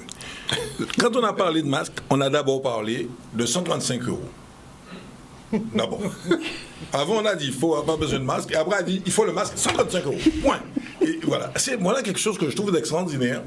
On est capable de passer en très peu de jours de ça à l'opposé totalement. En définitive, et c'est vrai, je pense que la première chose, c'était d'abord de faire une pédagogie, d'expliquer aux gens et de laisser les gens s'habituer, s'adapter. Vous savez, personne n'a envie de mourir. Une fois que les gens comprennent l'intérêt qu'ils ont à porter le masque, surtout s'il n'y a pas 135 €, ils vont le porter encore plus facilement. Et c'est là le paradoxe. Non, Mais ils le porteront plus facilement s'il n'y a pas 135 euros d'amende. Hein? Mais non, mais parce que s'il n'y a pas 135 euros d'amende, on ne rentre pas dans une... Parce que du coup, tout le monde pense qu'on impose le masque parce qu'il faut payer 135 euros et que l'État a besoin de rentrer de l'argent. Mais j'entends ça toute la journée maintenant. L'État a besoin d'entrer de l'argent, c'est une bonne façon d'entrer de l'argent, c'est 135 euros. C'est comme les radars. Point. Alors, voilà, et on continue ce genre d'erreurs en permanence qui font que ça part dans tous les sens. Je rejoins ce que dit monsieur. On a quand même tendance à avoir des politiques qui pensent que le français n'est capable de rien apprendre. Voilà, c'est ça. Et capable, en fait, et donc du coup on impose. Voilà. Et on ne fait que imposer à coup d'amende. Mais à un moment donné, à quel moment on a fait la pédagogie de la chose ? C'est-à-dire qu'on a commencé... C'est juste que l'État a besoin d'argent ? Non, l'État n'a pas besoin d'argent. Effectivement, on a besoin des... Non, mais mine de rien, on a besoin des masques. Je vous donne l'exemple. Là, actuellement, vous voyez que le virus circule énormément. Le message que j'ai besoin de faire passer, moi, c'est faites attention aux personnes à risque. Donc quand faites attention aux personnes à risque, ça veut dire que quand le week-end vous allez voir vos grands-parents, quand vous allez voir des gens qui sont malades, quand vous allez voir, etc. Et bien là, par exemple, là où le masque devient intéressant, parce que vous êtes chez vos grands-parents, vous pouvez leur parler, être un petit peu près, etc. Mais l'avantage du masque est de vous laver les mains, etc. Et ben c'est que ça va permettre dans la sphère, parce que mine de rien, les transmissions, elles sont pas dans la rue, elles sont soit sur la sphère professionnelle, soit dans la sphère personnelle. C'est là qu'elles sont les transmissions essentiellement. Et elles sont là. Pourquoi porter le masque dans la rue ? C'est la réponse politique. C'est une réponse politique. Hein. La réponse est politique. Ce n'est pas une réponse scientifique. Pour quel intérêt ? Je ne sais pas, je ne peux pas vous dire. Alors, si, non, l'intérêt, encore une fois, est le même. C'est que je pense qu'on considère que l'avantage d'imposer, c'est de se dire au moins ils le porteront. En fait, c'est juste une relation. Oui, mais est-ce qu'il n'y a pas quelques incohérences par moment ? C'est totalement. Mais il y en a plein d'incohérences. Il n'y a que ça. Alors, comment comprendre et comment tu marches à Massou, avoir le bon comportement ? Ouais, le danger à 20h, tu étais obligé d'avoir un masque. Le vrai problème, c'est que en France, et de politique publique, je dis en France parce qu'on peut comparer avec d'autres pays, même si on ne va pas se... Les politiques publiques ne sont pas préventives, elles sont réactionnelles. Le système pédagogique français, c'est la répression, c'est la répression qui sert de prévention. Comme je t'ai puni, c'est la théorie de la récompense. Comme je t'ai puni, tu vas finir par savoir, donc tu auras le comportement adéquat. Donc, on n'est jamais dans des conduites préventives, on est toujours dans punition et pour modifier les gens. C'est connu, c'est le pire, c'est ce qu'on appelle par ailleurs, quand j'étais jeune et machin, la théorie du pire éducatif. Donc c'est ça, c'est connu. Maintenant, je voudrais revenir sur quelque chose quand même avant. On a dit que le préfet, par rapport au bateau, etc., mais il ne faut pas faire l'économie aussi d'un certain bilan des élus, en tout cas de nos propres élus, dans le passé, notamment par rapport à l'eau. Toutes les impasses qu'on a faites historiquement et pour lesquelles on n'a jamais fait d'inventaire, on va les payer maintenant. Ben, ça veut dire quoi ? Ça veut dire quoi ? Ça veut dire que l'eau qui n'a jamais été traitée, qui n'a jamais été prise au sérieux, enfin toutes les coupures d'eau, les machins comme ça, maintenant on se rend compte, non seulement il y a la gêne traditionnelle pour les populations, mais en plus le Covid étant là, on vous dit tout le temps de vous laver les mains, d'aller, ben c'est ça, ben on voit bien qu'est-ce que ça donne, des années de gabégie. Alors justement, docteur Foucault, est-ce qu'on peut dire... Il y a aussi l'État dans la... Oui, alors justement, docteur Foucault, pas l'oublier. Alors juste une question pour essayer de cheminer avec vous. Non, mais attends, mais les élus étaient présents, l'État c'est pareil, l'État est un membre de droit, mais les élus étaient là, qu'est-ce qu'ils ont fait ? Et maintenant, on arrive, c'est pour ça que je parlais de complexité, on arrive à la quadrature du cercle. Toutes les impasses que nous avons faites historiquement, maintenant, qui c'est qui va les payer ? Ben, c'est à travers tout ça. Alors justement, est-ce que votre message à vous, professionnels de santé, est inaudible parce que les élus sont dans une parfaite, ou ceux qui décident sont dans une parfaite incohérence? Alors, je pense que le message est inaudible pour plusieurs raisons. Premièrement, on sort d'un confinement. Ça a été, je pense... Alors, moi, je n'ai pas vécu, j'ai travaillé. Donc, clairement, je n'ai pas vécu le confinement. Par contre, quand je vois comment ma famille a vécu le confinement, je comprends que ça a été difficile, extrêmement difficile. Quand ce confinement s'est arrêté, ce qu'ont fait les gens, ils ont eu envie de vivre. Ce qui est compréhensible, c'est quelque chose d'extrêmement compréhensible. Mais du coup, en vivant, ils se sont énormément mélangés et ont favorisé en fait le retour, quelque part, du virus. Donc ça, c'est un des premiers points. Et effectivement, le problème, c'est que la parole n'est plus audible parce qu'avec tout ce qu'on a entendu, finalement, on a ceux qui disent oui, mais bon, ça sert à rien. Il y a ceux qui disent oui, mais enfin, de toute façon, on va tous mourir. Oui, enfin, etc. Bon, chacun peut avoir son avis. Ok. Toujours est-il que le résultat au bout, c'est que là, on a des systèmes de santé qui arrivent à saturation et qu'on n'y arrivera pas. C'est-à-dire qu'on n'y arrivera pas pour le Covid, mais pour les autres. Et là, le problème, c'est que je rejoins, c'est le problème de la réponse citoyenne. En fait, on demande maintenant aux gens d'avoir quelque chose de citoyen, c'est-à-dire que faites-le pour les autres. Si on vous demande de respecter la règle de ne pas vous embrasser, de porter le masque en présence des autres, de nettoyer votre espace de travail, de ne pas vous serrer la main, de vous laver les mains fréquemment, c'est parce qu'on n'est pas en capacité sur notre territoire actuellement de gérer des choses supplémentaires. On n'y arrivera pas. Quand on dit aux gens ne vous embrassez pas, ne soyez pas proches, prenez un couple, vous dites ne vous embrassez pas, ne soyez pas proches. Alors les gens, il y a des gens, et c'est une réalité, il y a des gens, des couples qui font chambre à part parce que il a été dit ne vous embrassez pas. Alors quand on dit est-ce que là il n'y a pas aussi non, attention, quand je dis ne vous embrassez pas, vous avez raison, il vaut mieux bien dire ce que je veux dire. Oui. N'allez pas embrasser les personnes à risque. Voilà. En fait, il faut protéger les personnes à risque et il faut que les personnes à risque se protègent. Il faut qu'on reste sur ça. Je suis désolée, mais sans vouloir paraître cru, mais là, par exemple, la semaine dernière, je suis passée aux urgences Covid, puisqu'on a des urgences Covid. Il y avait 5 personnes âgées dépendantes qui étaient Covid positifs. Vous imaginez bien que les personnes âgées dépendantes, elles n'ont pas été marcher pour aller chercher le Covid. Elles n'ont pas été faire la fête, elles ne sont pas sorties, elles n'ont pas été au supermarché. Donc ça veut dire qu'on a été contaminé, ces personnes âgées dépendantes. Il faut faire attention aux personnes. C'est un vrai message. Le message, c'est faites attention, protégez les personnes à risque, protégez les autres. Donc effectivement, les contaminations dans un couple et dans la famille avec les enfants du couple, on sait qu'elles auront lieu. Mais on est sur des populations qui ont très très peu de risques. Par contre, dans les couples où il y a des gens qui ont effectivement des risques, s'il y en a, et ça arrive, par exemple, nous on a des soignants qui reviennent, ils savent qu'ils ont eu un contact à risque parce qu'ils ne savaient pas que le patient était Covid, il y a eu des petits soucis, etc. Et ben, quand ils rentrent chez eux, pendant 7 jours, voilà, ils font attention, ils se mettent en isolement. Voilà. Donc, et ils protègent leur conjoint parce que leur conjoint a des pathologies, par exemple. Donc, c'est la responsabilité de tout c'est une responsabilité individuelle pour une responsabilité collective. Et c'est ça qui est difficile. D'accord, nous avons un appel de téléspectateurs, nous le récupérons et nous revenons avec vous. Bonsoir, nous vous écoutons. Oui. Allez-y. Oui, bonsoir. Oui, allez-y, bonsoir. Oui, en fait, deux réflexions que j'ai à faire. Bon, Mme Balté, vous avez reçu à plusieurs reprises l'ancien préfet qui disait que le masque était obligatoire, ça ne servait à rien, ça n'avait été que ça n'a pas été repris sous l'antenne et vous-même, vous lui dites à l'époque qu'on devait porter le masque. Et deuxièmement, on a plus de cas maintenant, c'est parce qu'il y a plus de tests. Pendant le confinement, pendant toute la période de mars, il y a un problème. Nous avons du mal à vous entendre, monsieur. Est-ce que vous pouvez vous rapprocher du téléphone ? Voilà, c'est bien, bon, allez-y. De mon téléphone. Je vous disais que la première réflexion que j'ai à faire, c'est que vous avez reçu à plusieurs reprises dans les premiers jours l'ancien préfet et qui disait que le masque était inutile. Moi, ça m'avait choqué que ça n'avait pas été repris par les autres médias par rapport à ce que avait dit le préfet. Et deuxièmement, aujourd'hui, on a plus de cas, c'est parce qu'il y a plus de tests. Il y a plus de tests, c'est parce que au mois de mars jusqu'à juin, il n'y avait pratiquement pas de tests. Il y avait uniquement les gens qui étaient malades, qui faisaient des tests, mais il n'y avait pas de tests.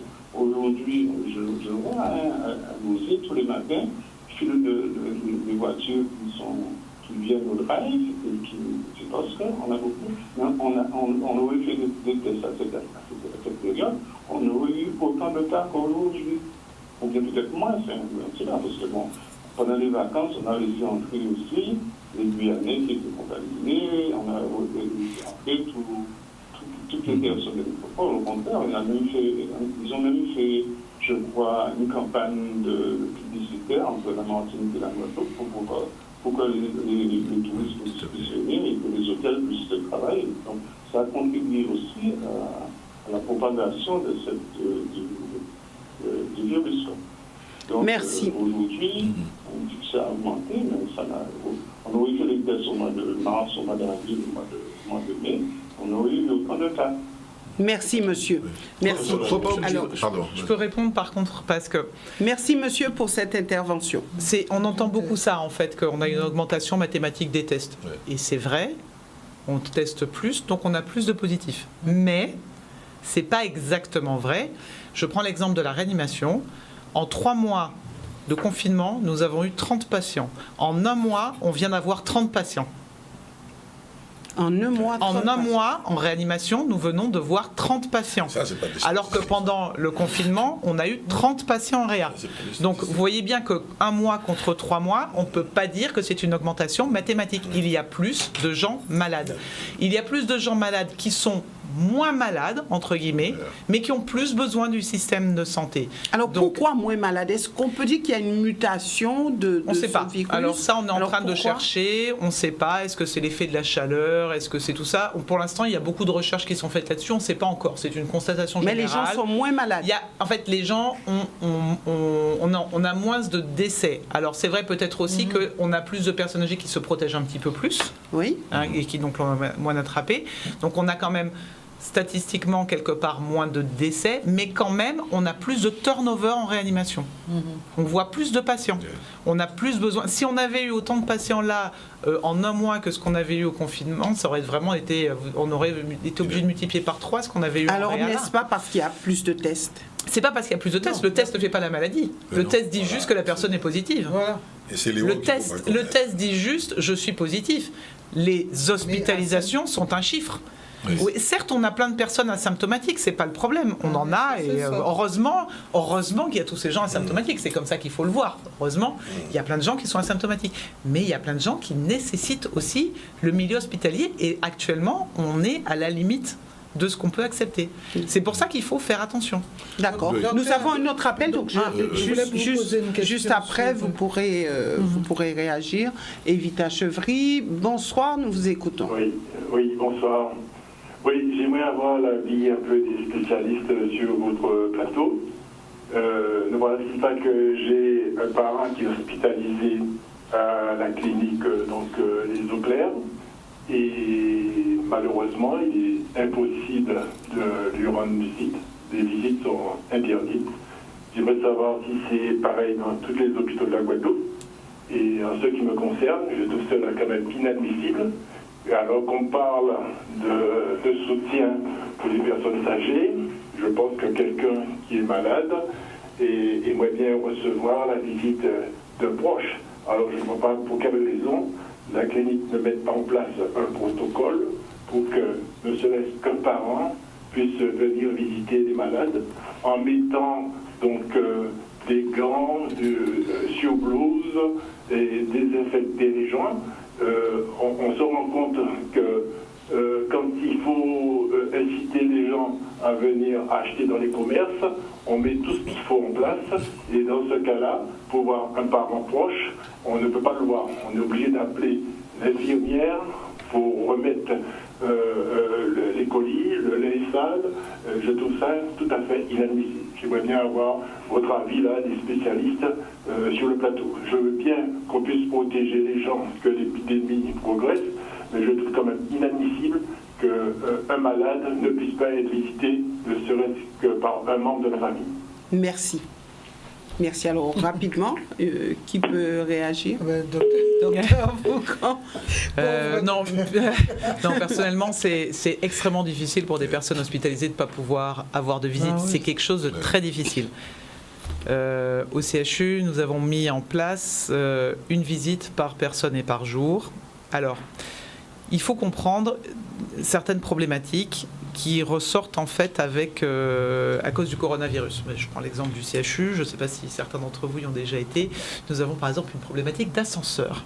Oui. Tout le monde le sait, je pense que c'est bien connu. Ce qui fait que comme on a un ascenseur qui fonctionne en général sur une journée, ça veut dire que tout le monde est à l'intérieur de cet ascenseur et c'est compliqué de gérer l'ascenseur.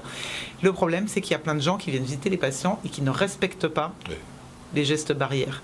C'est-à-dire que quand on dit vous rentrez dans l'hôpital, vous mettez un masque, certaines personnes sont extrêmement agressives. Quand on dit à des familles, il ne faut pas embrasser, on comprend que vous ayez envie, mais ne le faites pas parce que vous pourriez peut-être amener le coronavirus dans l'hôpital à votre personne hospitalisée. Les personnes le font quand même et il y a des gens extrêmement agressifs.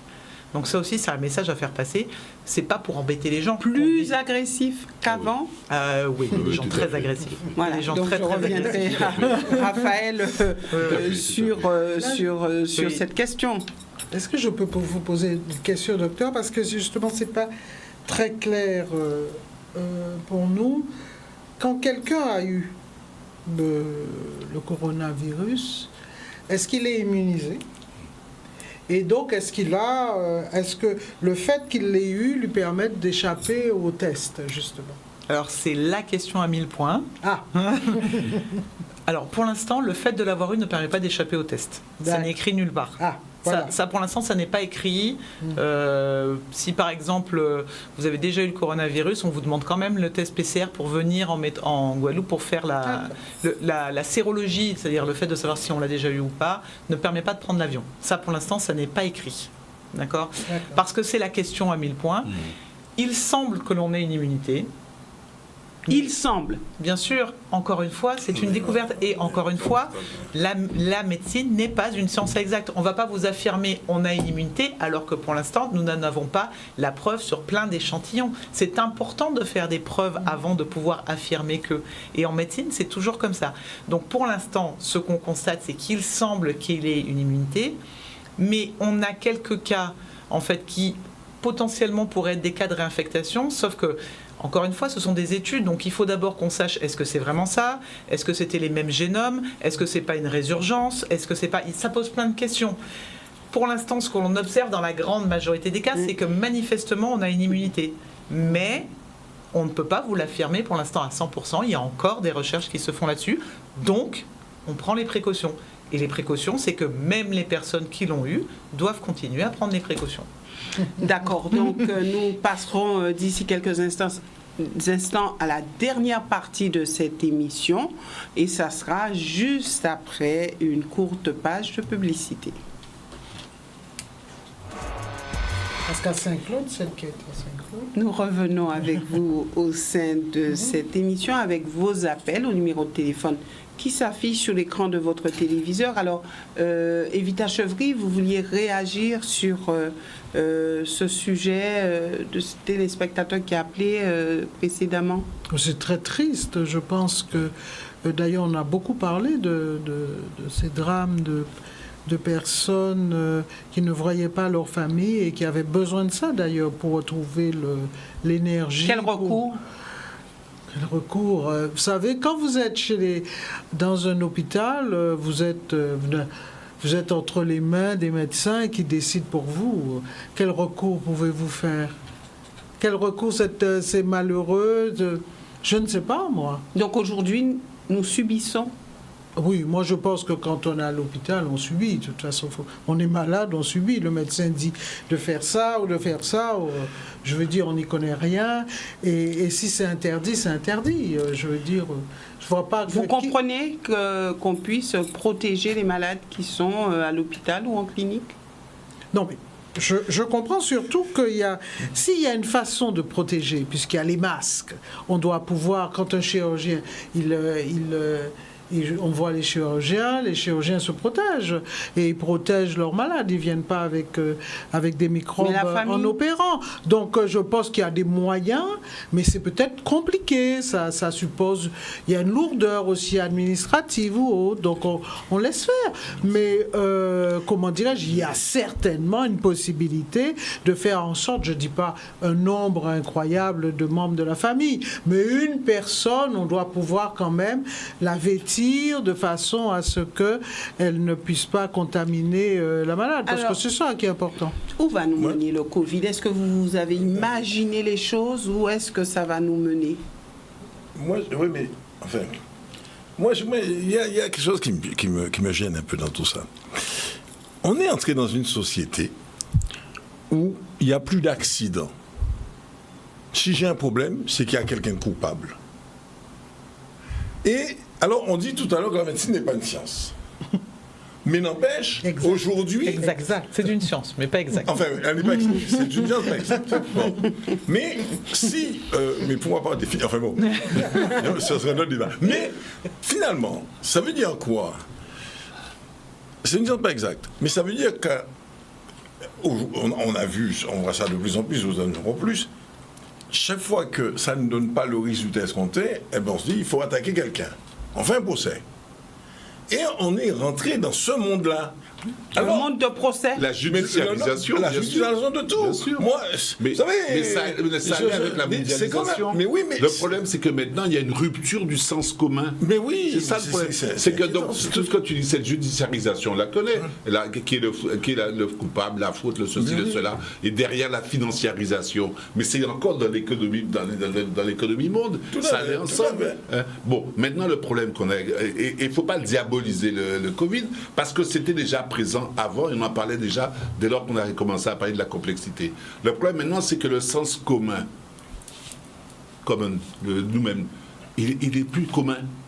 Il est en rupture. Nous sommes dans un développement depuis un certain nombre d'années qui est en accélération. On appelle ça la fulgurance. Et cette fulgurance, c'est que le changement, les interpellations du milieu vont beaucoup plus rapidement que notre capacité mentale à comprendre ce qui se passe. Alors, est-ce qu'il n'y a pas un vrai problème? Alors, je ne suis pas d'accord. Là, ce qui se passe... Dans l'économie, c'est évident. Non, je veux dire, je ne suis pas d'accord avec le fait qu'on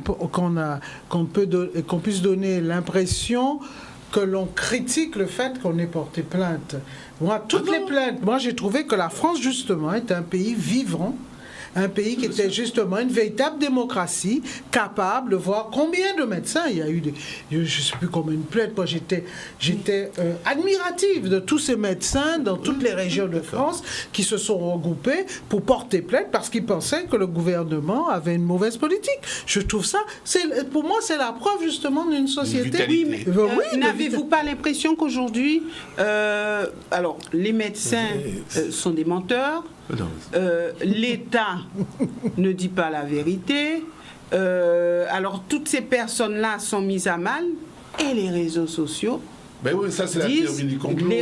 Les réseaux sociaux, c'est aujourd'hui vraiment ce qui véhicule la vérité, c'est ce qu'on doit croire, ce qui se passe sur les réseaux sociaux. Alors, on va se dire comment redresser la situation, puisque la population aujourd'hui se réfère aux réseaux sociaux et dit oui, voilà, ce qui circule sur les réseaux sociaux, on partage et on crédibilise quelquefois. Oui, mais les élites utilisent aussi les réseaux sociaux. Alors, les qui? Les élites utilisent les réseaux sociaux. Il y a un télescopage entre deux dimensions qui n'ont rien à voir ensemble.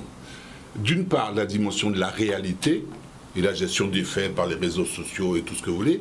Donc la réalité, des faits ou pas des faits, et on sait que dans la société moderne, nous sommes sous l'impérialisme des faits, et d'autre part la vérité, qui renvoie à d'autres schémas de démonstration, d'administration de la preuve, même si effectivement c'est une démarche qui est par définition problématique, mais qui s'interpelle. Or maintenant, n'importe quelle réalité peut être pas du simple fait de la médiatisation ou de la surmédiatisation, du simple fait qu'elle existe en tant que valeur de médiation, suppose qu'elle est vraie. Ben, c'est un monde de fous. C'est fou. C'est comme nous. Le simple fait qu'on parle, on me croit intelligent parce que je parle à la télé. Faut pas déconner. Ah, parce que vous n'êtes pas intelligent. Vous n'êtes pas intelligent. Ça veut dire que le reflet de la chose. Vous apprenez quelque chose. Je suis un petit peu, mais pas trop. Ça veut dire que le reflet a plus d'importance que le contenu. Nous partons du côté du téléphone avec une question question de téléspectateurs. Bonsoir, nous vous écoutons. Oui. Oui, allô? Oui, allez-y.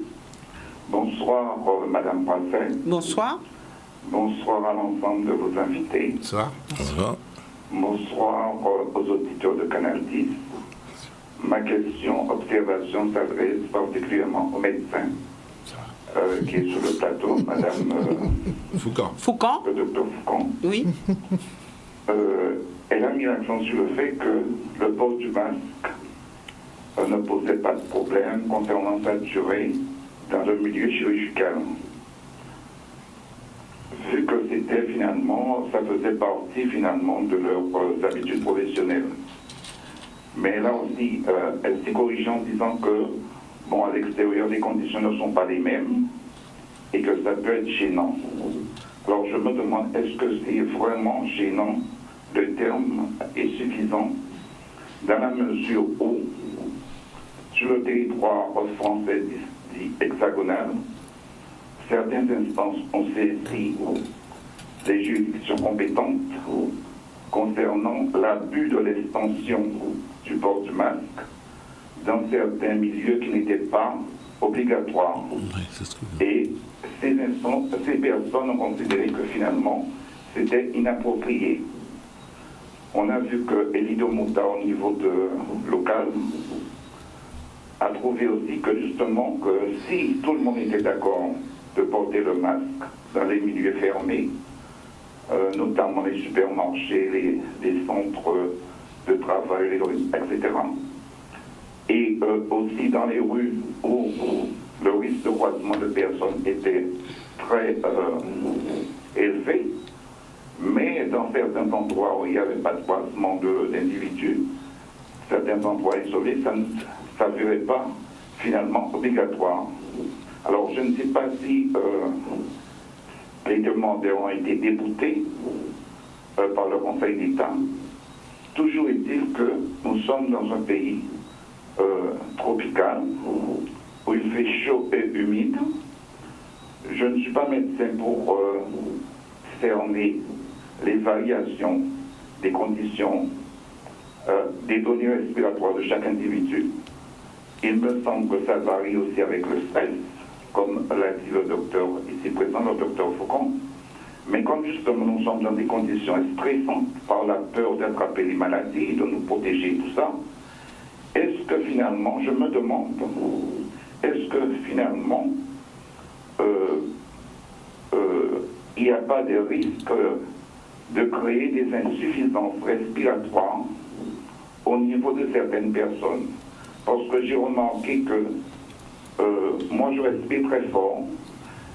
Pour faire un parallèle, ces jours-ci, il y a finalement l'US Open. J'entends les commentateurs sportifs dire c'est Venus Williams qui respire aussi fort. Donc, vu l'enjeu, là, ça doit créer une autre sorte de stress qui n'est pas dû au coronavirus, mais finalement à la peur de perdre son match.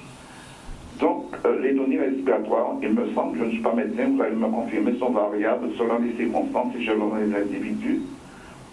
Si c'est une maladie, justement, qui à la longue porte atteinte à la capacité respiratoire, et si on crée d'une façon abusive l'extension du port de masque que dans le milieu fermé, est-ce que finalement il n'y a pas de risque de créer des problèmes respiratoires? Parce que je remarque à mon Merci niveau, monsieur, merci. Donc le docteur Foucan répondra à votre question puisque nous avons beaucoup d'appels. Donc docteur Foucan, merci à vous monsieur. Alors, je n'ai pas dit l'inverse de ce qu'a dit le monsieur. Hein. Je n'ai absolument pas parlé du port du masque en extérieur, hein, à un moment donné. J'ai dit qu'à mon sens, c'était pas nécessaire. Enfin, je ne pensais pas, et c'était pas une des recommandations de le porter en permanence. Mais le masque ne crée pas d'insuffisance respiratoire, par contre. Hein. L'insuffisance respiratoire, c'est une maladie qui est organique, qui est liée à des problèmes en rapport avec le poumon, qui alors a des problèmes. Le masque n'entraîne pas d'insuffisance respiratoire par son port au long cours. D'accord. Après, effectivement, je reste sur ce que j'ai dit et sur le fait que le port du masque en permanence, notamment en extérieur ou etc., peut être effectivement particulièrement gênant et n'a pas été recommandé par le Haut Conseil de santé publique. Ce sont des choix politiques. Merci, nous avons beaucoup d'appels, donc nous récupérons un autre appel de téléspectateurs. Bonsoir. Bonsoir. Oui, mais allez-y, madame, vous êtes à l'antenne. Oui, bonjour. Bonsoir. Bonsoir. Déjà, merci pour la qualité de votre émission et des intervenants qui, sachant qu'ils ne s'interrompent pas, s'écoutent, donc ça permet vraiment de bien entendre tout ce qui est dit. Je voudrais poser une question que les 4 intervenants à laquelle je répondre. Pour moi, quand même, c'est comme si on allait vers un reconfinement masqué. Alors, c'est quasiment pas masqué, qui ne dit pas son nom. Puisque de plus en plus de contraintes, de port du masque, etc., on a l'impression que nous usagers, finalement, on serait toujours à mal faire. Donc, ce serait à cause de nous que forcément, on agirait toujours mal, ce qui fait qu'il y a progression du virus, etc. Donc, comme si finalement, je me dis, ça veut dire que quelque part, on est en train de nous réhabituer au reconfinement d'une manière larvée qui passe son nom. Et donc, je pense que les 4 intervenants pourraient répondre sur la mention juridique, sur la mention psychologique, sur la dimension économique, et bien évidemment médicale, puisqu'on est en train de nous dire qu'on met pas le masque à fond, on ne met pas correctement. Donc, peut-être qu'on est en train de nous dire qu'en fait, on va être obligé de reconfiner. Et puis, donc, voilà, il y a aussi ce sentiment un peu qui est un peu lourd, qui est que nous, usagers, on ferait toujours les choses mal. Et il y a une façon, je trouve, de pressuriser l'être humain qui est dans ses messages, dans les messages qui sont passés, évidemment, qui est assez pénible. Bon, aujourd'hui, on ne peut pas encore faire l'inventaire, mais bon, je sais pas qu'à un moment, on sera en capable de dire si vraiment c'est le comportement des citoyens qui a été si mauvais ou s'il y avait d'autres causes. Parce qu'on a l'impression que c'est que le citoyen qui agit mal, alors que j'ai l'impression qu'il y a quand même de bonne volonté citoyenne, les gens essaient de faire des choses. Donc voilà, la question c'est surtout reconfinement, est-ce qu'on y va, et si on y va, quels sont vos avis là-dessus? Et puis moi je me pose même la question, parce qu'on est dans une société de plus en plus liberticide, est-ce qu'à un moment on va pas aussi m'obliger à faire le vaccin obligatoire si tant est qu'un jour ce vaccin soit découvert? Merci. Merci madame, merci. Alors reconfinement masqué, on peut même faire un jeu de mots, hein. Ouais, moi je pense, déjà, à mon avis, là on est dans un débat économique maintenant. L'histoire c'est vrai qu'il y a le problème de santé, mais là il y a un vrai débat économique. On ne peut pas continuer à financer une telle situation. C'est-à-dire? Donc, finalement, reconfinement égale un arrêt. Les conséquences, on va les avoir bientôt. Raphaël disait ça. On n'a pas encore les conséquences de cette assurance-là en termes économiques.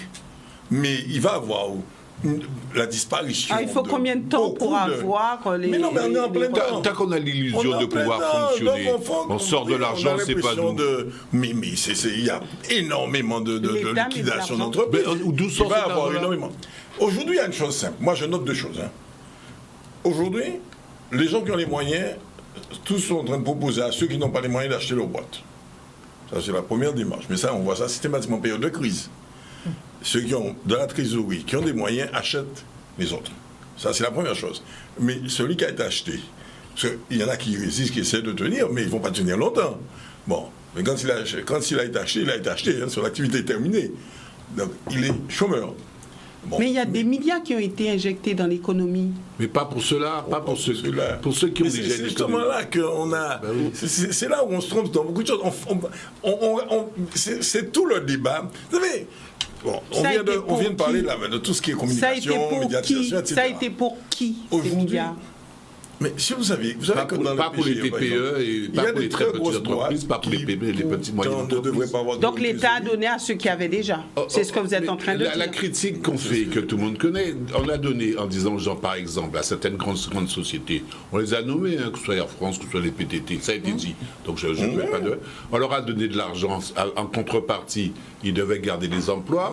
Ils ont pris l'argent, ils ont supprimé les emplois. Ils ont supprimé les En emplois. Guadeloupe, 99% du tissu économique, c'est les très petites entreprises et éventuellement des moyennes. Les moyennes. Mais qu'est-ce qu'ils vont recevoir? Ah non, mais là, par contre, ça va. Qu'est-ce qu'ils vont recevoir? Pour- Non, pour nous, par ça va contre, être les 14. Harry, j'ai un problème avec toi. Oui.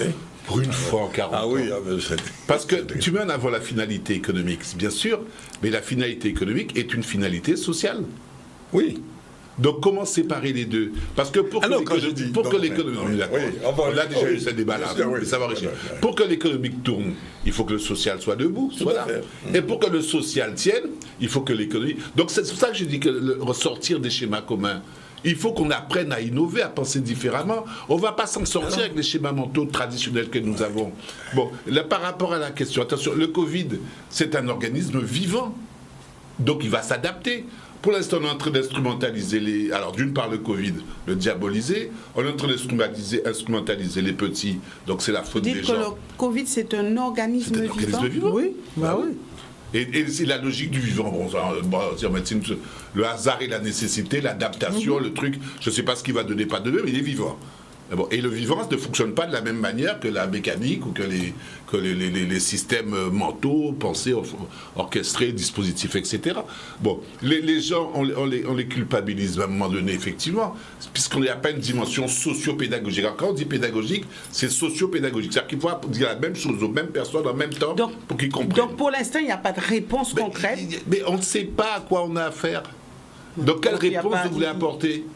Bon, par contre, on peut dire, je ne sais pas, je tente, je teste, et on essaie de voir ensemble, on fait le bilan ensemble.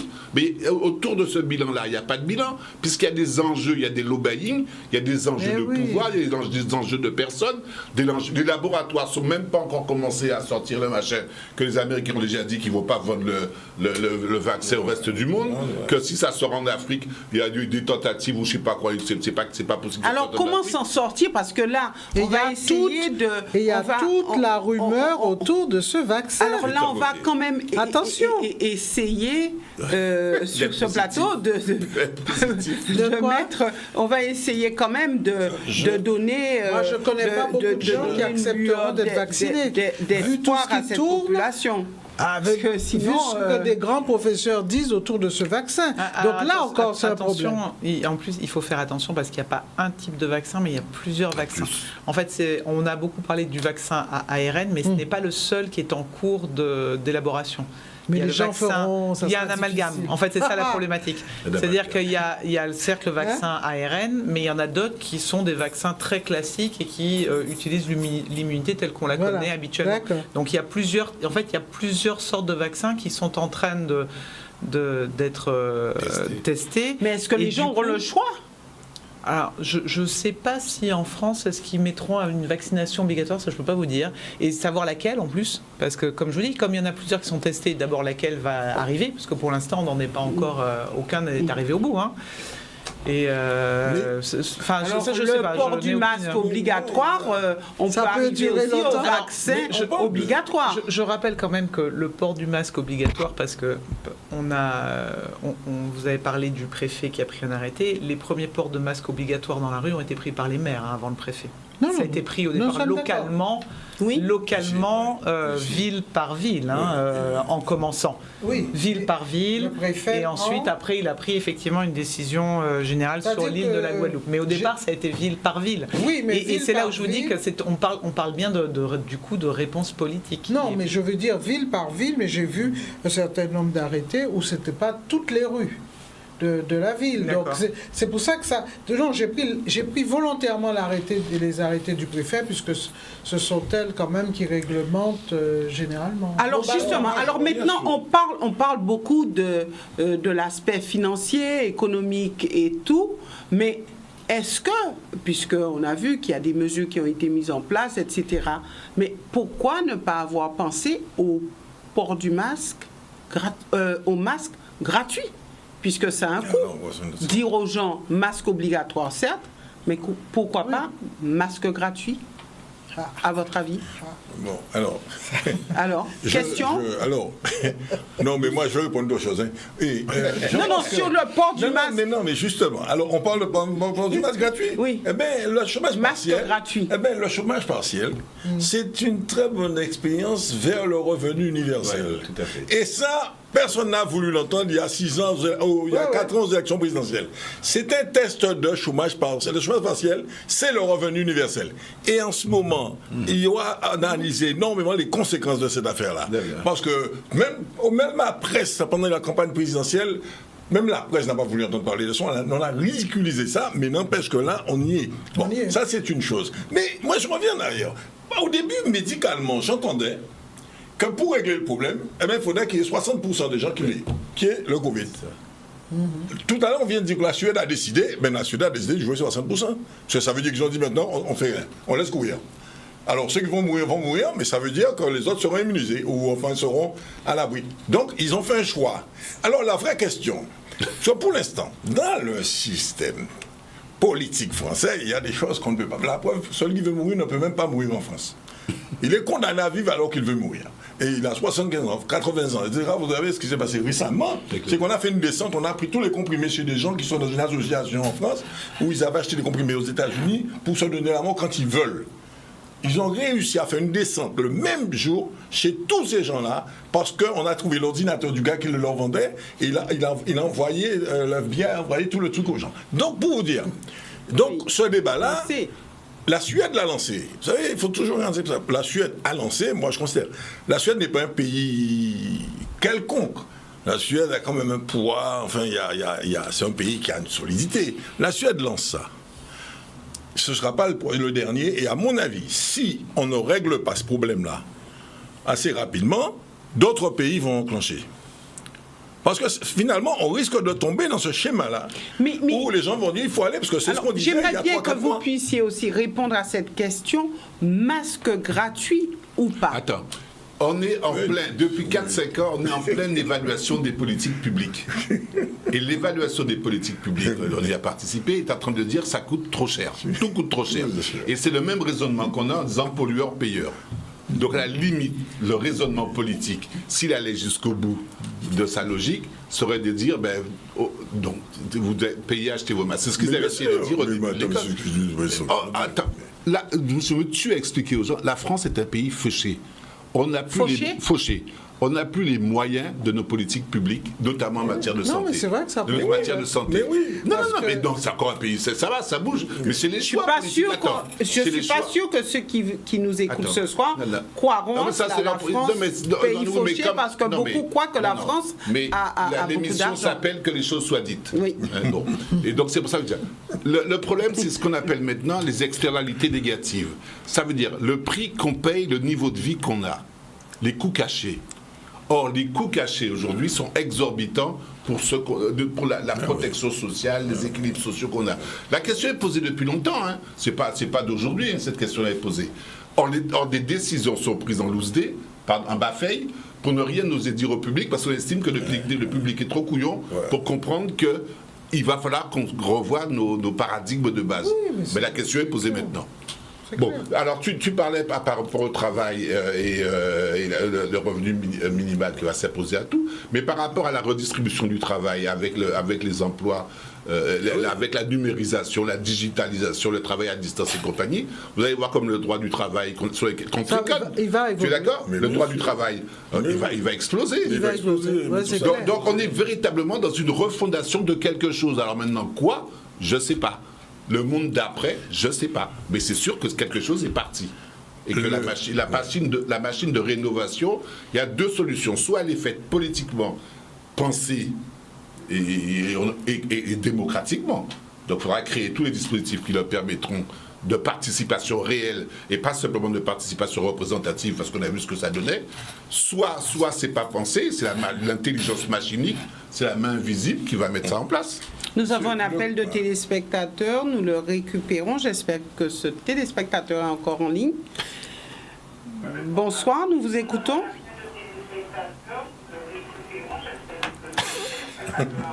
Nous avons un écho. Allez-y, nous vous écoutons.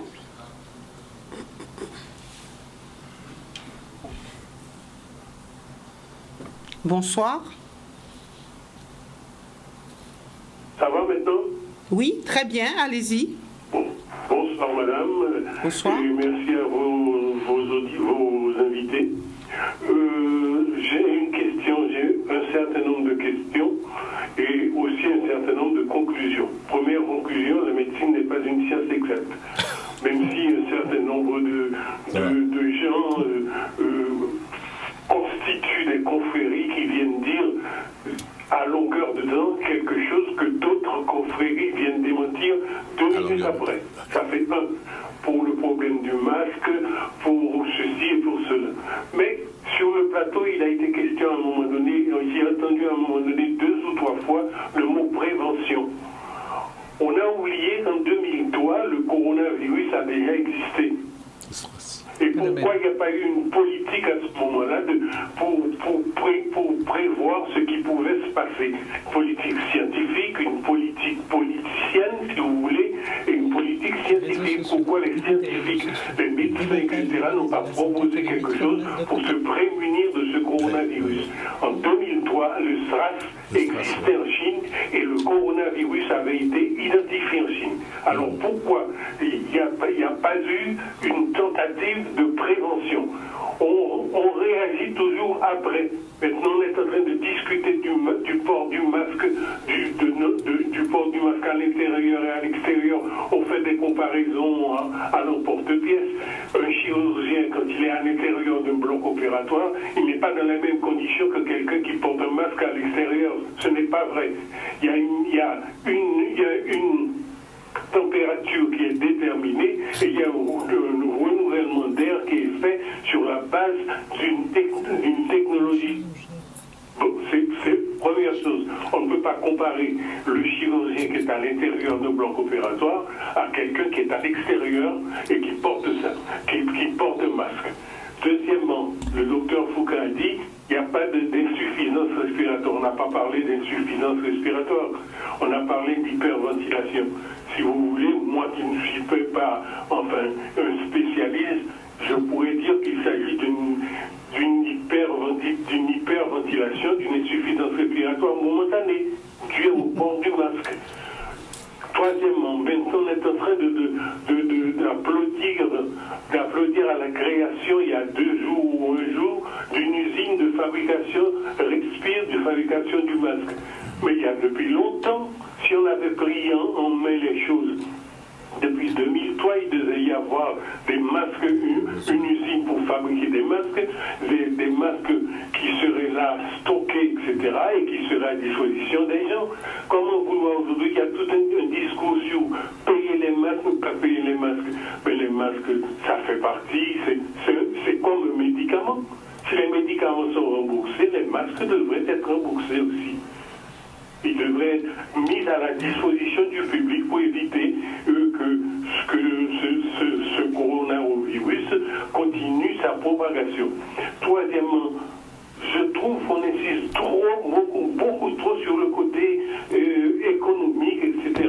C'est vrai que ça a son importance, il y a un coût. Mais moi, je parle du côté humain. Il y a des gens qui souffrent, il y a des gens qui meurent, il y a des gens qui sont malades. Ce sont ces gens-là qu'on doit sauver, et ces gens-là qu'on doit sauver avec une prévention. Merci beaucoup. Merci, monsieur. Réaction? Il nous reste très peu de temps, donc... Donc, effectivement, je suis d'accord avec ce qu'a dit le monsieur. Je n'ai pas... alors, on ne s'est peut-être pas bien compris. J'ai parlé du chirurgien qui n'avait pas de difficultés pour respirer, effectivement, parce qu'en fait, on a parlé tout à l'heure, un monsieur a posé la question d'une insuffisance respiratoire. Donc, c'était la réponse au fait que ça ne crée pas d'insuffisance respiratoire. Mais j'ai bien dit qu'effectivement, pour des gens pas habitués et en pleine chaleur, et etc., et qui se sentent gênés, effectivement, ça peut créer une hyperventilation et qui entraîne une gêne pour respirer et qui peut entraîner un malaise. C'est juste que le terme d'insuffisance respiratoire est un terme médical bien précis, c'est tout en fait. Mais pour ce qui est... il y avait une question également sur le... Alors, Le remboursement des masques. Oui, le remboursement, mais ça c'est une question de politique de santé publique, ça on est bien d'accord. Ah oui, la question du SRAS-CoV, le SRAS en 2003. Alors, effectivement, je suis tout à fait d'accord avec ce monsieur. On a très peu de politique de prévention. On n'est pas... On ne fait pas partie de ces peuples où on a beaucoup de prévention. Il y en a d'autres qui le font, c'est pas vraiment notre cas. Toutefois, je tiens quand même à rappeler, et c'est tout le problème des réseaux sociaux et de la vindicte populaire, que le ministre de la Santé de l'époque s'était fait extrêmement brinque-ballé, oui, Bachelot, à l'époque, c'était parce qu'elle avait mis trop de masques de côté pour avoir stocké des masques. Donc il faut aussi à un moment donné que tout le monde se remette en question, certes les politiques, mais aussi tout un chacun qui parle, car là en l'occurrence elle s'était fait autant alpaguer par les politiques que par les gens sur des réseaux sociaux qui commençaient à exister. D'ailleurs, c'était une des premières histoires. Alors nous revenons sur la question du début, Covid-19, quelle réponse? Alors à votre niveau, quelles sont les réponses selon vous? Et je débuterai par Evita. Quelle réponse? Quelle réponse? Évidemment, il y a la réponse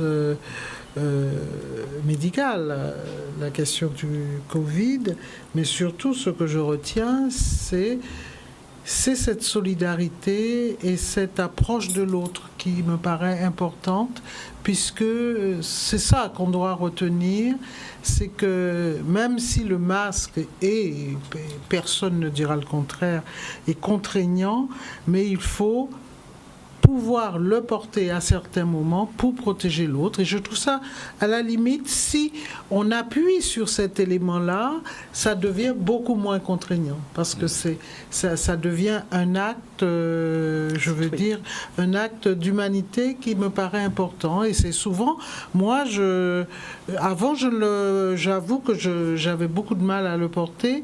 Maintenant, j'ai bien intégré cela, que je le porte pour les autres. Je le porte pour empêcher aux autres, parce que c'est vrai qu'il y a les personnes à risque, comme disait le docteur, mais il y a aussi, j'avais été frappée par ça au début, quand on donnait les chiffres, j'avais trouvé étonnant que quand même la tranche assez jeune avait été touchée.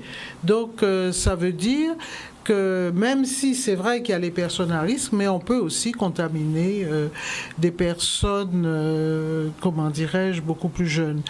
Et que retenir de cela? Retenir ce que j'ai dit, notre incapacité à pouvoir imposer des choses à un moment donné quand c'est urgent. C'est vrai qu'il y avait beaucoup de Guadeloupéens et autres, mais qui étaient à l'extérieur et on les faisait rentrer, mais on n'a pas fait rentrer que ça, puisqu'on sait très bien que les gens venaient de l'extérieur, atterrissaient pour aller prendre les bateaux de croisière et venaient de pays qui étaient déjà fortement contaminés. Mais ce que je retiens surtout, c'est que au début, des gens sont arrivés, ils étaient contaminés et ils n'ont pas été mis ils n'ont pas en quarantaine. Il n'y a pas eu de surveillance. Il y a même une femme d'ailleurs à la télévision. On a fait une vidéo où elle disait mais de quoi vous vous mêlez? Je fais mes courses, etc. Et donc ça c'est grave. Moi, je pense que ça, c'est très grave. Notre incapacité, c'est-à-dire qu'on n'a pas la possibilité, en l'état de ce pays-là, de pouvoir imposer des choses pour nous protéger, nous, à partir du moment où l'État a décidé le contraire. Et ça, c'est un point qu'il faudra un jour régler. Harry, quelle réponse?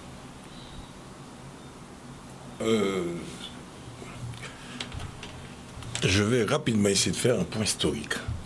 Chirac a dit sous l'Assemblée, parce qu'il pensait que l'économie allait être mauvaise, il aurait perdu les élections. Et du coup, il les a perdues et Jospin est devenu Premier ministre. Tout le monde s'attendait à ce que ça se passe mal. Or, on est tombé dans l'euphorie et Jospin s'est retrouvé dans une période fructueuse. Il y avait beaucoup d'argent. Personne ne se demandait pourquoi. Or, c'était bizarre, tout le monde s'attendait à la misère, on s'est retrouvé avec beaucoup d'argent. En réalité, c'est parce que les Américains avaient lancé les subprimes et ils ont planté toute leur population en leur vendant des maisons qu'ils n'ont pas pu payer. Oui. Et ça a créé une crise mondiale. Et du coup, on s'est retrouvé en 2008 dans une méga crise qui a été mondiale. Bon, finalement, les banquiers ont été sauvés par les États. Les États ont négocié, et particulièrement en France, on a négocié que les banquiers deviennent les agents secrets de l'État pour aller courir après la fraude fiscale et tout ce que vous voulez. Conclusion, c'est pour ça qu'il disait qu'il faut prendre l'espèce, ça devient insupportable de traiter avec son banquier. On ne peut plus rien faire, le banquier est le flic. Le banquier est le flic de l'État. Ah, c'est un off. Bon. Le banquier est le flic de l'État. Bon. Donc, ensuite, non, parce que c'est la réalité aujourd'hui, c'est ça. Du coup, on s'est retrouvé en France dans une crise que personne n'a bien réussi à donner un sens. La crise des Gilets jaunes, c'est un malaise général qu'on n'arrivait pas à comprendre. Mais c'est tout ce système-là qui a fait que beaucoup de gens commençaient à trouver qu'ils ne pouvaient plus. Et c'est pour ça qu'ils disaient on veut renverser ce système. On n'en veut plus. Quelle réponse aujourd'hui, je pense qu'aujourd'hui, bizarrement, le Covid-19, qui n'est pas organisé comme les supremes, le Covid-19, à mon avis, va renverser tout ce qui depuis 30 ou 40 ans, contraignent et on va de plus en plus dans le... là, le Covid-19 pose tous les problèmes. Tous. Alors, ne demandez pas la solution, c'est à mon avis, la sortie de ce truc-là va être une vraie révolution. On va changer énormément de choses. Et vous allez voir, beaucoup de gens vont perdre plein de choses vont se passer. C'est une bonne chose. Écoutez, de toute façon, après, vous savez, c'est après la Seconde Guerre mondiale qu'on a vu... tout le plan Marshall et la France, etc., travaux. Tiens, vous savez... On peut dire merci, Covid ? Non, on ne dit pas merci. Ah. L'humanité a toujours pris des claques pour se relancer.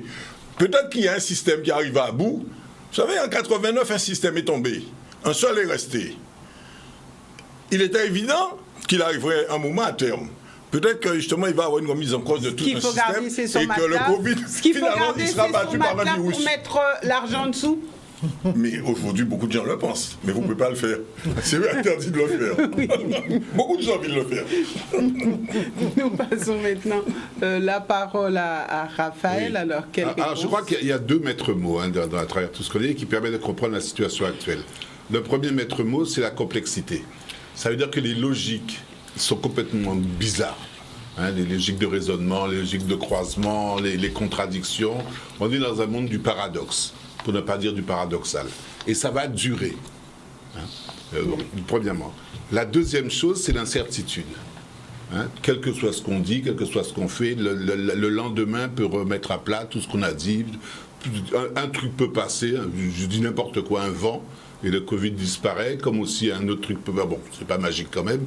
De même qu'un autre truc peut passer, ça peut s'accentuer. Alors, face à une situation qui est marquée, d'une part par la complexité, d'autre part par l'incertitude, on connaît, malgré. La seule réponse possible, et ce n'est pas une réponse, c'est une démarche. Parce que la réponse, on ne l'a pas. C'est une démarche. Et cette démarche-là, c'est une démarche qui nécessairement met en commun des gens. C'est une démarche de co-émergence. Ça veut dire qu'il faut que les gens de tous bords se rencontrent, discutent et essaient de choisir l'avenir qu'ils ont envie d'avoir et le prix à payer pour avoir cet avenir-là. On ne va plus vivre à cocagne. Quand vous dites les gens de tous bords, vous tendez la main vers le aussi bien le médecin que le kidam, le médecin avec son expertise, le kidam avec son expertise, le politique remis dans son système de service public, du moins de service au public, et qu'on essaie de voir ensemble, parce qu'il n'y a plus de solution révélée qui va nous tomber du ciel. Donc quelque part, il y a peut-être une intelligence collective qui va nous permettre d'avoir un moindre mal. Et manifestement, il faut qu'on invente un chemin ou un cheminement qui nous permettra d'aller ensemble vers autre chose. L'émergence d'un nouveau système. Docteur Foucan, quelle réponse ? Je pense que ce sont des réponses intéressantes et puis des réponses un petit peu à long terme. Il y a une réponse d'abord très immédiate. Non, pas le vaccin, non, une réponse très immédiate et que Madame Chevry a explicité, qui est effectivement avoir un geste humain et citoyen actuellement, qui est de faire attention, de faire en sorte que ce virus ne se propage pas plus, parce que là, pour l'instant, on est en limite de capacité de soins sur l'île. Et pour ça, effectivement... Quoi qu'on en dise, quoi qu'on en pense, le port du masque reste que pour l'instant une des choses que l'on peut faire est avec le lavage des mains. Et ça reste une des solutions immédiates sur ce qu'il faut faire pour éviter que ça se propage plus, pour éviter qu'on ait plus de personnes hospitalisées et pour éviter qu'on soit en incapacité de soigner les autres personnes qui n'ont pas le Covid. La réponse immédiate serait le reconfinement. Je suis pas Alors, selon vous? Moi personnellement, je ne suis pas pour un reconfinement. Il faudrait juste que chacun, il faut que chacun fasse son reconfinement en fait humain. Le reconfinement, il doit être de faire attention aux autres. Effectivement, en ce moment, c'est peut-être pas le moment non plus d'aller sortir, de boire énormément, d'avoir beaucoup d'accidents de la voie publique parce que sinon ça augmente les lits de réanimation. C'est un reconfinement personnel en fait, j'aurais tendance à dire humain, qui est de faire attention à son prochain. Merci. Alors, c'est vrai qu'on pourrait beaucoup dire, mais oui. C'était un tour de plateau. Oui, parce que moi, je suis intrigué par quelque chose. Parce que je reviens sur ce que je disais tout à l'heure. Quand on a dit qu'il fallait atteindre un seuil pour se mettre à l'abri, la solution du masque, ça veut dire qu'on reste dans une solution lente parce qu'on ne sera jamais immunisé. On reste dans une solution lente. C'est où on arrive à trouver un vaccin sérieux, ou alors cette solution lente nous amène vers une mort lente. Cette solution lente nous amène vers une mort lente. Attention. Mais quand je dis mort lente, je ne parle pas physique, humain seulement. Mais c'est tout un tas de choses qui meurent dans cette lenteur. Donc il y a un vrai problème. Pas économique et social, comme il dit. Économique et social et tout le reste. Oui, donc attention, cette solution-là, il y a un problème. Il y a un vrai problème. Certes, mais encore une fois, je tiens à dire que rapprocher tout ça juste au Covid est trop simple parce que dire que on ne va pas sauver les gens Covid, etc. Certes, mais comme je vous ai dit, le fait d'être coincé au niveau de l'hôpital en termes de lits fait qu'on, certes, on ne gère pas tous les Covid, mais on ne gère pas les gens non Covid non plus. C'est-à-dire ceux qui ont d'autres pathologies. Il y a encore des gens qui ont des cancers, il y a encore des gens qui doivent être opérés. Et cela aussi, il faut qu'on s'en occupe. Et donc le geste citoyen, il n'est pas que se dire « Ah, j'en ai rien à faire du Covid, ça commence à m'énerver ».